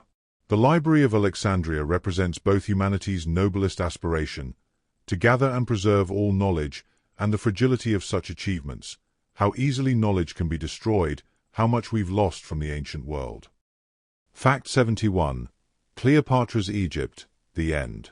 By Cleopatra VII's time, Egypt was a shadow of its former glory, caught between Roman powers, struggling to maintain independence. Cleopatra's relationship with Julius Caesar produced a son, Caesar Ion, whom she hoped would unite Rome and Egypt. After Caesar's assassination, she allied with Mark Antony, bearing him 3 children. But Octavian, later Augustus, defeated Antony and Cleopatra at the Battle of Actium in 31 BCE. As Octavian approached Alexandria, Antony committed suicide. Cleopatra, facing certain capture, chose death, reportedly by arse-bite, though some historians doubt this romantic story. Octavian had Caesar Ion killed, ending the Ptolemaic line. Egypt became a Roman province in 30 BCE, its grain feeding Rome, its wealth enriching the empire. 3,000 years of pharaonic Egypt ended not with catastrophe but with absorption, the great civilization becoming a province of another empire. Yet Egyptian culture persisted even under Rome, showing remarkable resilience. Fact 72. Egyptian legacy. What endures from ancient Egypt? The monuments, certainly, pyramids, temples, tombs that still inspire awe. The artifacts filling museums worldwide. The hieroglyphs that gave us beautiful writing. But deeper than these, Egypt contributed concepts that shaped Western civilization. The solar calendar with 365 days. Medical knowledge that influenced Greek medicine. Architectural techniques including columns and monumental stone construction. Religious ideas that influenced Judaism, Christianity, and Islam, resurrection, judgment after death, ethical accountability. Egyptian art influenced Greek sculpture. Egyptian wisdom literature shaped later philosophical traditions. Even our modern fascination with Egypt, Egyptomania, shows its enduring appeal. Egypt represents antiquity itself in popular imagination, the mysterious ancient civilization par excellence. Its legacy is visible and invisible, concrete and conceptual, obvious monuments and subtle influences on how we think about time, death, divinity, and permanence. And so we contemplate that vast legacy, that 3,000-year civilization whose monuments still stand, whose wisdom still resonates, whose influence still shapes us.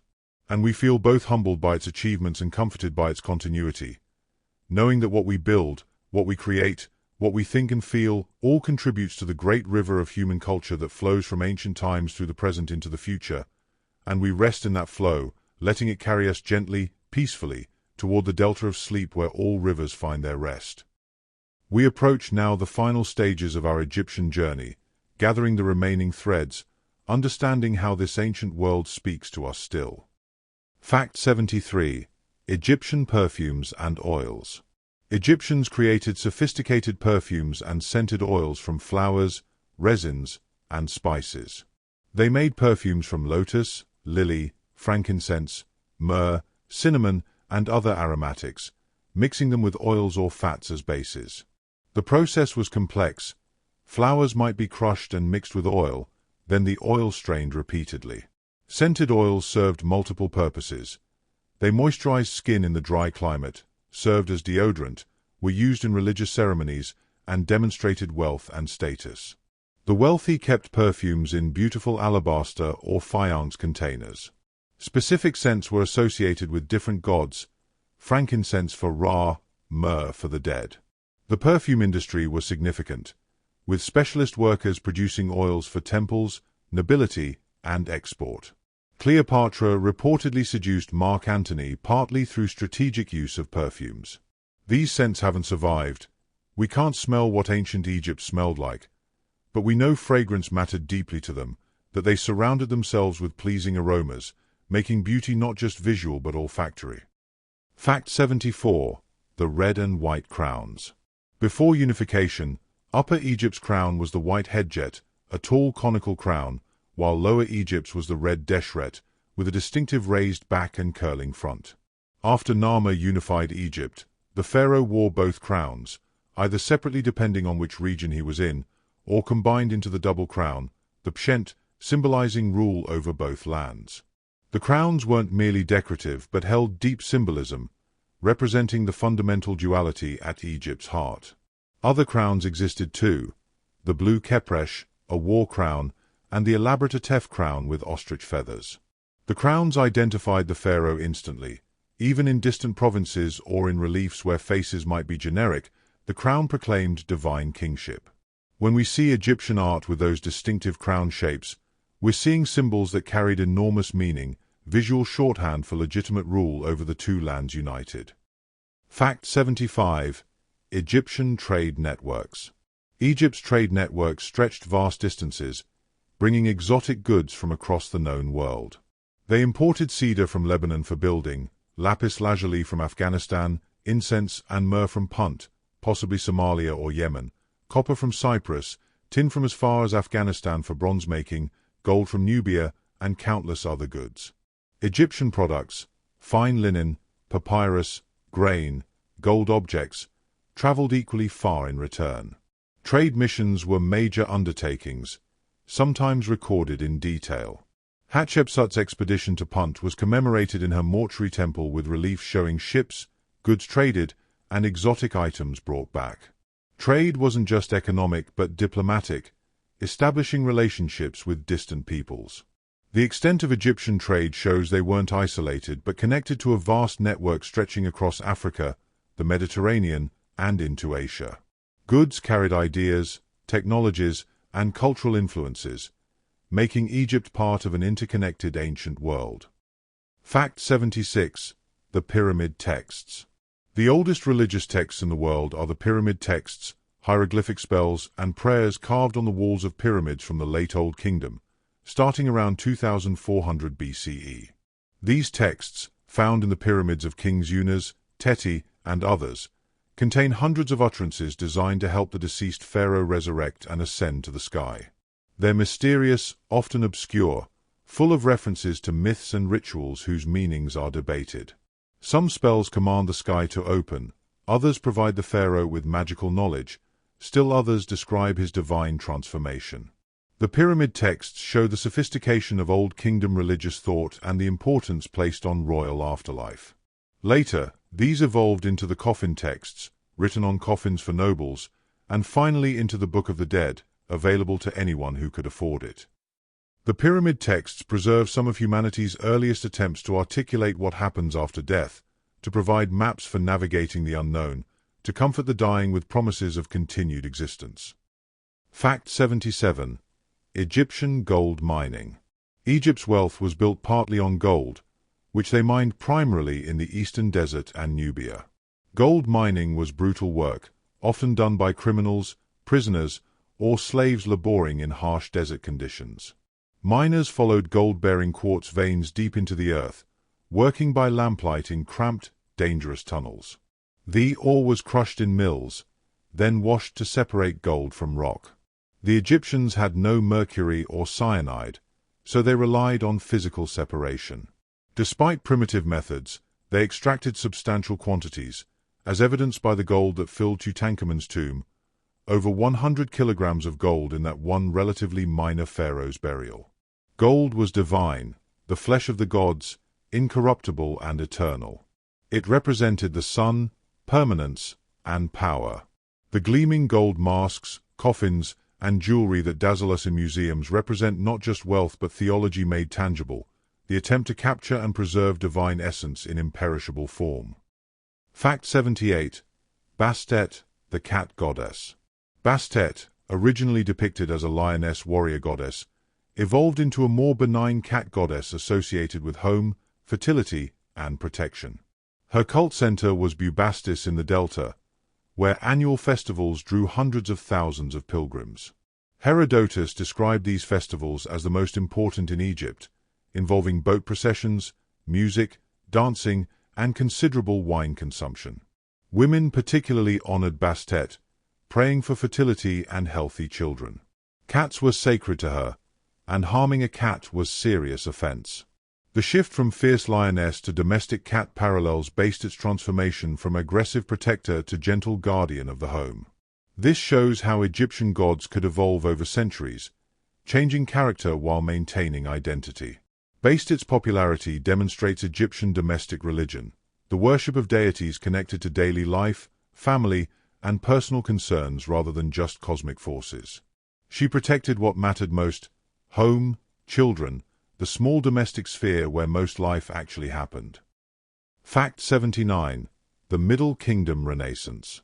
After the chaos of the First Intermediate Period, when Egypt fragmented into rival kingdoms, the Middle Kingdom, roughly 2055 to 1650 BCE, represented reunification and renaissance. Literature flourished, with classics like The Tale of Sinew and The Eloquent Peasant composed. Art became more naturalistic, showing emotion and individuality rather than pure idealization. The pharaohs built extensively, though they couldn't match Old Kingdom pyramid scale. They expanded Egypt's borders, particularly into Nubia, and improved administration. The Middle Kingdom is considered Egypt's classical age, when the language reached its most elegant form, when literature achieved its heights.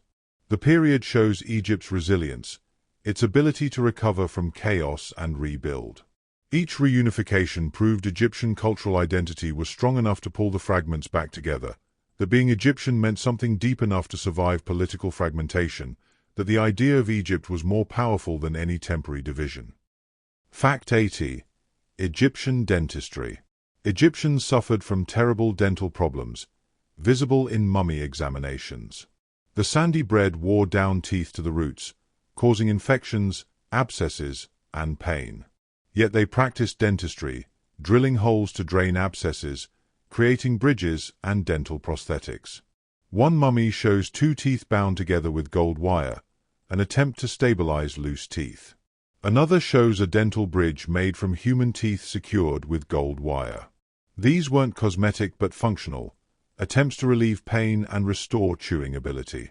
Medical papyri describe dental treatments, mixing practical remedies, applying certain plants to relieve pain, with magical spells to drive out the demons causing toothache. Egyptian dentistry shows the limits of ancient medicine. They tried to help but lacked understanding of bacterial infection or proper prevention, while also showing remarkable ingenuity, attempting surgical interventions millennia before modern dentistry. The dental suffering visible in mummies humanizes ancient Egyptians, reminding us they endured pain and sought relief just as we do.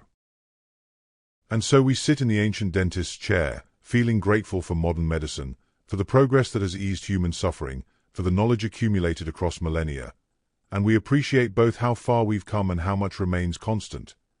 The human body's vulnerability, the ingenuity we bring to solving problems, the compassion that makes us care for each other's suffering, and we rest in that appreciation. In gratitude for the present while honoring the past, drifting peacefully towards sleep, our own teeth intact, our bodies comfortable, blessed by time and progress. We gather now the final stories of Egypt, the last threads of this ancient tapestry, understanding how this civilization continues to captivate and inspire. Fact 81. The Opit Festival. One of ancient Egypt's most important celebrations was the Opit Festival, held annually at Thebes during the flood season. The festival involved a grand procession carrying the statues of Amun, Mut, and Khonsu from Karnak Temple to Luxor Temple, about 2 miles away. The gods traveled in elaborate ceremonial boats carried on poles by priests, accompanied by musicians, dancers, soldiers, and vast crowds. The journey took several days, with stops at way stations for rituals and offerings. At Luxor, the pharaoh underwent ceremonies that renewed his divine power and connection to the gods. The festival celebrated the Nile's flood, the king's vitality, and the gods' beneficence. Common people received offerings of food and beer, creating a festive atmosphere. The Opit Festival shows how Egyptian religion was participatory and public, not confined to temples but spilling into streets, involving the entire community in celebrating divine and royal renewal. It was carnival and sacrament combined, joy and devotion intertwined. Fact 82. Egyptian childbirth. Childbirth was dangerous in ancient times, and Egyptian women faced it with a mixture of medical knowledge, magic, and religious devotion. Women gave birth on special birthing bricks, squatting or kneeling rather than lying down. Midwives attended, using their experience to ease delivery. Amulets protected mother and child from evil spirits. Spells invoked goddesses associated with childbirth, particularly Tauret, a hippopotamus goddess, and Biz, a dwarf god who protected mothers and children. After birth, mother and child underwent purification rituals. If the baby died, which happened tragically often, it might be buried with miniature grave goods, showing parents hope for the child's afterlife. If mother or baby died in childbirth, they received special honor as those who died fulfilling sacred duty. The care taken, the rituals performed, the deities invoked, all show how precious childbirth was, how perilous, how central to Egyptian life this moment of bringing new souls into the world. Fact 83. The Narmer Palette. One of Egypt's oldest and most important artifacts is the Narmer Palette, a ceremonial stone palette dating to around 3100 BCE, commemorating the unification of Upper and Lower Egypt. One side shows King Narmer wearing the white crown of Upper Egypt, striking a captive. The other side shows him wearing the red crown of Lower Egypt, reviewing decapitated enemies. The palette combines commemorative art, propaganda, and religious symbolism. It established visual conventions that would persist for 3,000 years. The pharaoh shone larger than other figures, depicting conquest and dominance, wearing the crowns that symbolized legitimate rule. The Narmer palette is present at Egypt's beginning, documenting the moment when two lands became one, when Egyptian civilization as we know it coalesced. It's both historical record and foundation myth carved in stone, showing us how Egypt wanted to remember its own creation. Fact 84. Egyptian granaries. Egypt's wealth was measured partly in grain, stored in massive granaries controlled by temples and the state. These were large silos, often cylindrical structures made of mud brick, accessed by stairs leading to openings at the top where grain was poured in. Grain flowed out through doors at the bottom. Scribes carefully recorded amounts stored and distributed, as grain served multiple purposes, feeding the population during flood season when no farming happened, paying workers and soldiers, providing for the afterlife through tomb offerings. The biblical story of Joseph interpreting Pharaoh's dreams and storing grain during 7 years of plenty to survive 7 years of famine reflects real Egyptian practice. Granaries were insurance against flood failure, strategic reserves that prevented famine. They also represented power. Whoever controlled the grain controlled the population. The granary's mundane function, storing food, had profound political and social implications, making them as important as temples in maintaining the state. Fact 85. The Soothe Festival. After 30 years of rule, and periodically thereafter, pharaohs celebrated the Soothe Festival, a jubilee ceremony renewing royal power. The festival involved elaborate rituals where the pharaoh had to demonstrate physical vigor, sometimes running a ritual course to prove his continued fitness to rule. He was symbolically recrowned, reaffirming his divine authority. The ceremony renewed the pharaoh's connection to the gods and his right to rule. Some scholars believe very old or infirm pharaohs who couldn't complete the physical trials might have been replaced, though evidence for this is debated. The said festival shows Egyptian concern with the pharaoh's continued vitality, the understanding that divine kingship depended on physical as well as spiritual qualification. It was a safety valve, a way to assess whether the pharaoh remained fit, and a public celebration of successful kingship. Several temples contain said festival courts where these ceremonies were performed, architectural stages for royal renewal. Fact 86. Sekhmet, the lioness goddess. Sekhmet, depicted as a woman with a lioness head, was goddess of war, plague, and healing. According to myth, she was Ra's eye, sent to punish humanity for rebelling against him. Sekhmet slaughtered humans with such fury that Ra had to trick her into drinking beer dyed red like blood, which made her drunk and stopped the massacre. Sekhmet embodied divine rage but also healing power. She who brings disease could also cure it. Her priests served as physicians, understanding that destruction and healing were two aspects of the same power.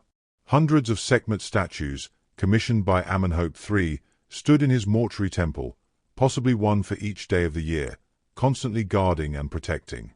Sekhmet represents the dangerous feminine divine, the fierce protector, the goddess who must be appeased lest her rage turn against her worshippers.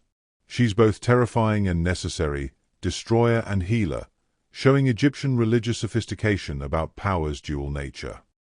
Fact 87. Egyptian ships and Mediterranean trade. While we've discussed Nile boats, Egyptians also built seagoing vessels for Mediterranean and Red Sea trade. These ships were larger, sturdier, built to handle waves and storms river craft never faced. Egyptian ships traded with Byblos in Lebanon for cedar, with Crete and Cyprus, with Punt via the Red Sea. Hatshepsut's expedition to Punt, commemorated on her temple walls, shows ships with multiple oars, square sails, and the capacity to carry live trees. Maritime trade required navigation skills, understanding of winds and currents, and bravery to face Mediterranean storms. Not all voyages succeeded, shipwrecks happened, as evidenced by ancient wrecks discovered underwater.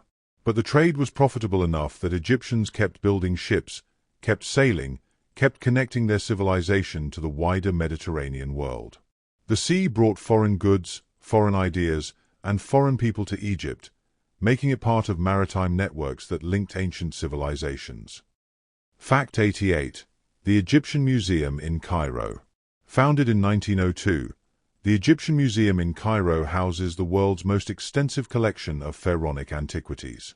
Over 120,000 items fill its galleries: mummies, sarcophagi, jewelry, statues, everyday objects. The museum's most famous section displays Tutankhamun's treasures, including his golden mask. Walking through the museum is overwhelming, millennia of civilization crammed into one building, more artifacts than any visitor could properly absorb in days.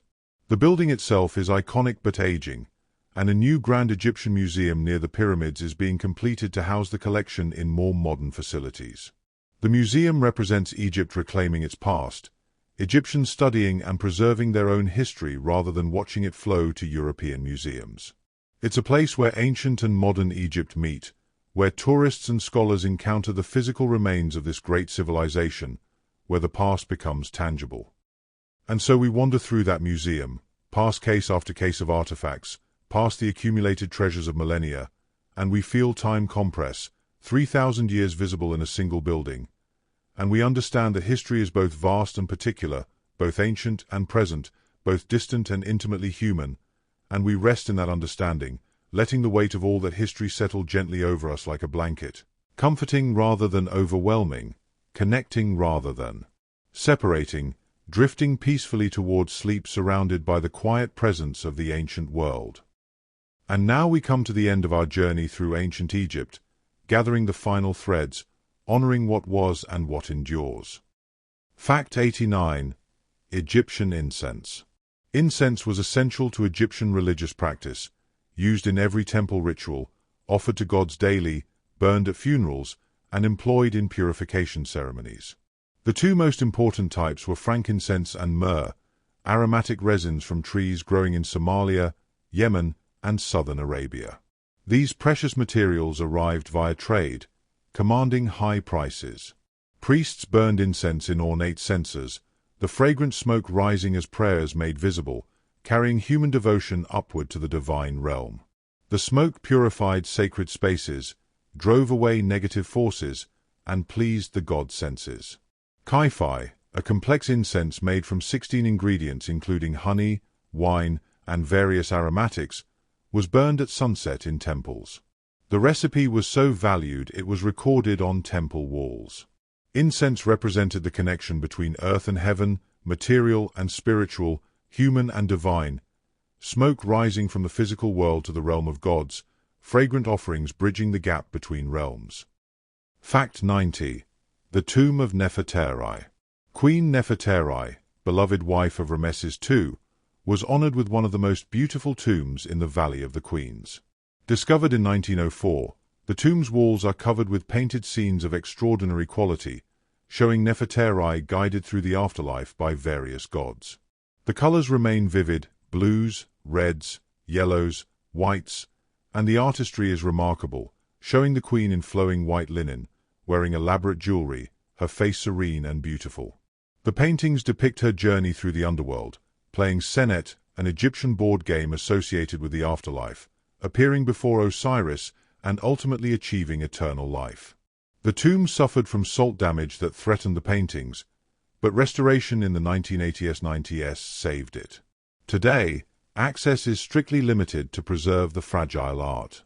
Nefertari's tomb shows the love Ramesses had for her, the care taken to ensure her eternal comfort, and the artistic heights Egyptian tomb painting could reach when skill, resources, and devotion aligned. Fact 91. Egyptian board games. Egyptians enjoyed board games, particularly Senet, played on a board with 30 squares arranged in 3 rows of 10. Players moved pieces according to throw sticks or knucklebones, racing to get all pieces off the board while blocking opponents. Senet had religious significance. Scenes in the Book of the Dead show the deceased playing Senet, and winning symbolized successfully navigating the afterlife. Another game, Mayhen, was played on a circular board shaped like a coiled snake. Game boards have been found in tombs, from elaborate sets with expensive materials to simple boards scratched on stone. Tutankhamun was buried with several game sets. Games provided entertainment, social interaction, and religious metaphor. They showed that even in preparing for eternity, Egyptians wanted recreation, that the afterlife included leisure, that paradise meant having time to play. Games humanize ancient Egyptians, showing they valued fun, competition, and the simple pleasure of playing with friends and family. Fact 92. The Fayum portraits. During the Roman period in Egypt, a unique art form emerged: mummy portraits painted on wooden panels and placed over the face of the deceased. These portraits, mostly found in the Fayum region, show extraordinary realism and skill, painted in encaustic, wax-based paint, or tempera. They depict real people, men, women, children, with individual features, hairstyles, and jewelry reflecting Roman fashion. The portraits were painted during life and displayed in homes until needed. They represent the blending of Egyptian funerary practices with Greco-Roman artistic styles. Looking at Fayum portraits, you meet the gazes of people who lived 2,000 years ago, seeing their faces with startling immediacy. They're neither idealized nor stylized, but real, human, particular. These portraits bridge Egyptian and Roman cultures, showing how traditions adapted and merged, and they give us faces from the ancient world, people looking across the centuries directly into our eyes. Fact 93. The Karnak Sacred Lake. At Karnak Temple, a large rectangular sacred lake served religious purposes. Priests purified themselves in its waters before performing rituals. The lake also had practical function, providing water for temple needs. According to some interpretations, the lake represented the primordial waters of creation, the nun from which all existence emerged. Geese sacred to Amun lived on the lake. In the lake center stood a platform with a small shrine. The lake's still waters reflected the sky, creating a mirror that united heaven and earth. Today, modern tourists visit the lake, now usually dry or shallow, seeing the stone steps descending to water level, imagining priests at dawn descending for ritual ablutions. The sacred lake shows how Egyptians incorporated water, life-giving, purifying, primordial, into their religious architecture, making temples complete worlds containing all necessary elements: earth, water, sky, and the gods dwelling among them. Fact 94. Egyptian bureaucracy. Egypt required extensive bureaucracy to function: scribes, tax collectors, overseers, administrators organizing labor, managing resources, collecting taxes, maintaining records. The vizier was the pharaoh's chief administrator, overseeing all government departments. Below him were countless officials managing different aspects: grain collection, public works, justice, foreign affairs. Scribes recorded everything: land ownership, harvest yields, workers' attendance, goods produced. This bureaucracy allowed Egypt to undertake massive projects requiring coordination of thousands of workers. It collected taxes efficiently, stored grain strategically, and maintained order across a large territory. The system was complex, sometimes corrupt, but generally effective. Egyptian civilization's longevity depended partly on this administrative structure that outlasted individual pharaohs, maintaining continuity through dynastic changes, invasions, and intermediate periods. When bureaucracy functioned properly, Egypt prospered. When it broke down, chaos followed. The unglamorous work of record-keeping and administration was as essential as pyramids to Egyptian civilization. Fact 94. Egyptian bureaucracy. Egypt required extensive bureaucracy to function: scribes, tax collectors, overseers, administrators organizing labor, managing resources, collecting taxes, maintaining records. The vizier was the pharaoh's chief administrator, overseeing all government departments. Below him were countless officials managing different aspects: grain collection, public works, justice, foreign affairs. Scribes recorded everything: land ownership, harvest yields, workers' attendance, goods produced. This bureaucracy allowed Egypt to undertake massive projects requiring coordination of thousands of workers. It collected taxes efficiently, stored grain strategically, and maintained order across a large territory. The system was complex, sometimes corrupt, but generally effective. Egyptian civilization's longevity depended partly on this administrative structure that outlasted individual pharaohs, maintaining continuity through dynastic changes, invasions, and intermediate periods. When bureaucracy functioned properly, Egypt prospered. When it broke down, chaos followed. The unglamorous work of record-keeping and administration was as essential as pyramids to Egyptian civilization. Fact 95. The Battle of Kadesh. In 1274 BCE, Ramesses II fought the Hittite Empire at Kadesh in Syria, one of history's largest chariot battles. Both sides claimed victory. Egyptian accounts, recorded on multiple temple walls, describe how Ramesses was ambushed but fought heroically, calling on Amun for aid and personally turning the tide of battle. Hittite accounts suggest a more ambiguous outcome. In reality, neither side achieved decisive victory. The battle ended Egyptian attempts to expand into Hittite territory, but didn't give the Hittites control of Egyptian lands. Years later, the two powers signed a peace treaty, one of history's first recorded, with copies in both Egyptian and Hittite versions. The treaty established peace, arranged a royal marriage alliance, and included mutual defense provisions.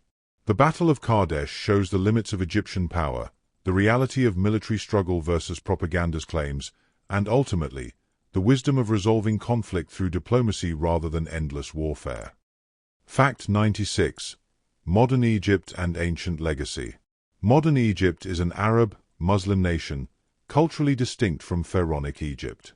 Yet the ancient civilization remains central to national identity. The pyramids appear on currency. Archaeological sites are national treasures. Egyptians take pride in their pharaonic past, even as most practice a religion that would have been foreign to ancient Egyptians. This creates interesting tensions. The ancient monuments are Egyptian, but they represent a pre-Islamic, pre-Arab culture.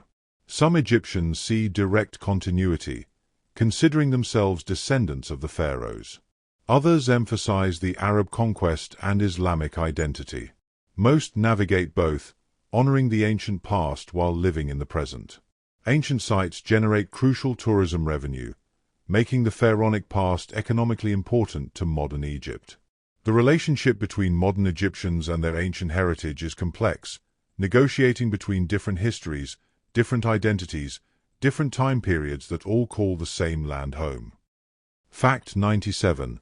Egyptian mummies in modern research.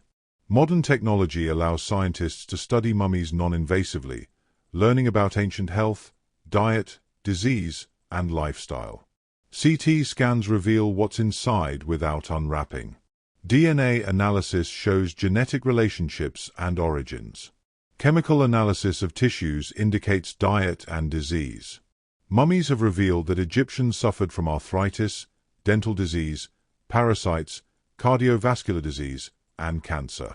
King Tutankhamun's mummy showed he walked with a cane due to foot deformity, had malaria, and possibly died from complications of a broken leg. Ramesses II's mummy revealed he had severe dental abscesses and arthritis. These studies humanize pharaohs and common people alike, showing they experience pain, illness, and the same physical vulnerability all humans face. Mummies are no longer just macabre curiosities but scientific resources, teaching us about ancient life through modern forensic techniques, bridging ancient and modern medicine. Fact 98. The eternal questions. Egyptians grappled with questions that remain relevant. What happens after death? How should we live? What is justice? What endures when everything else fades?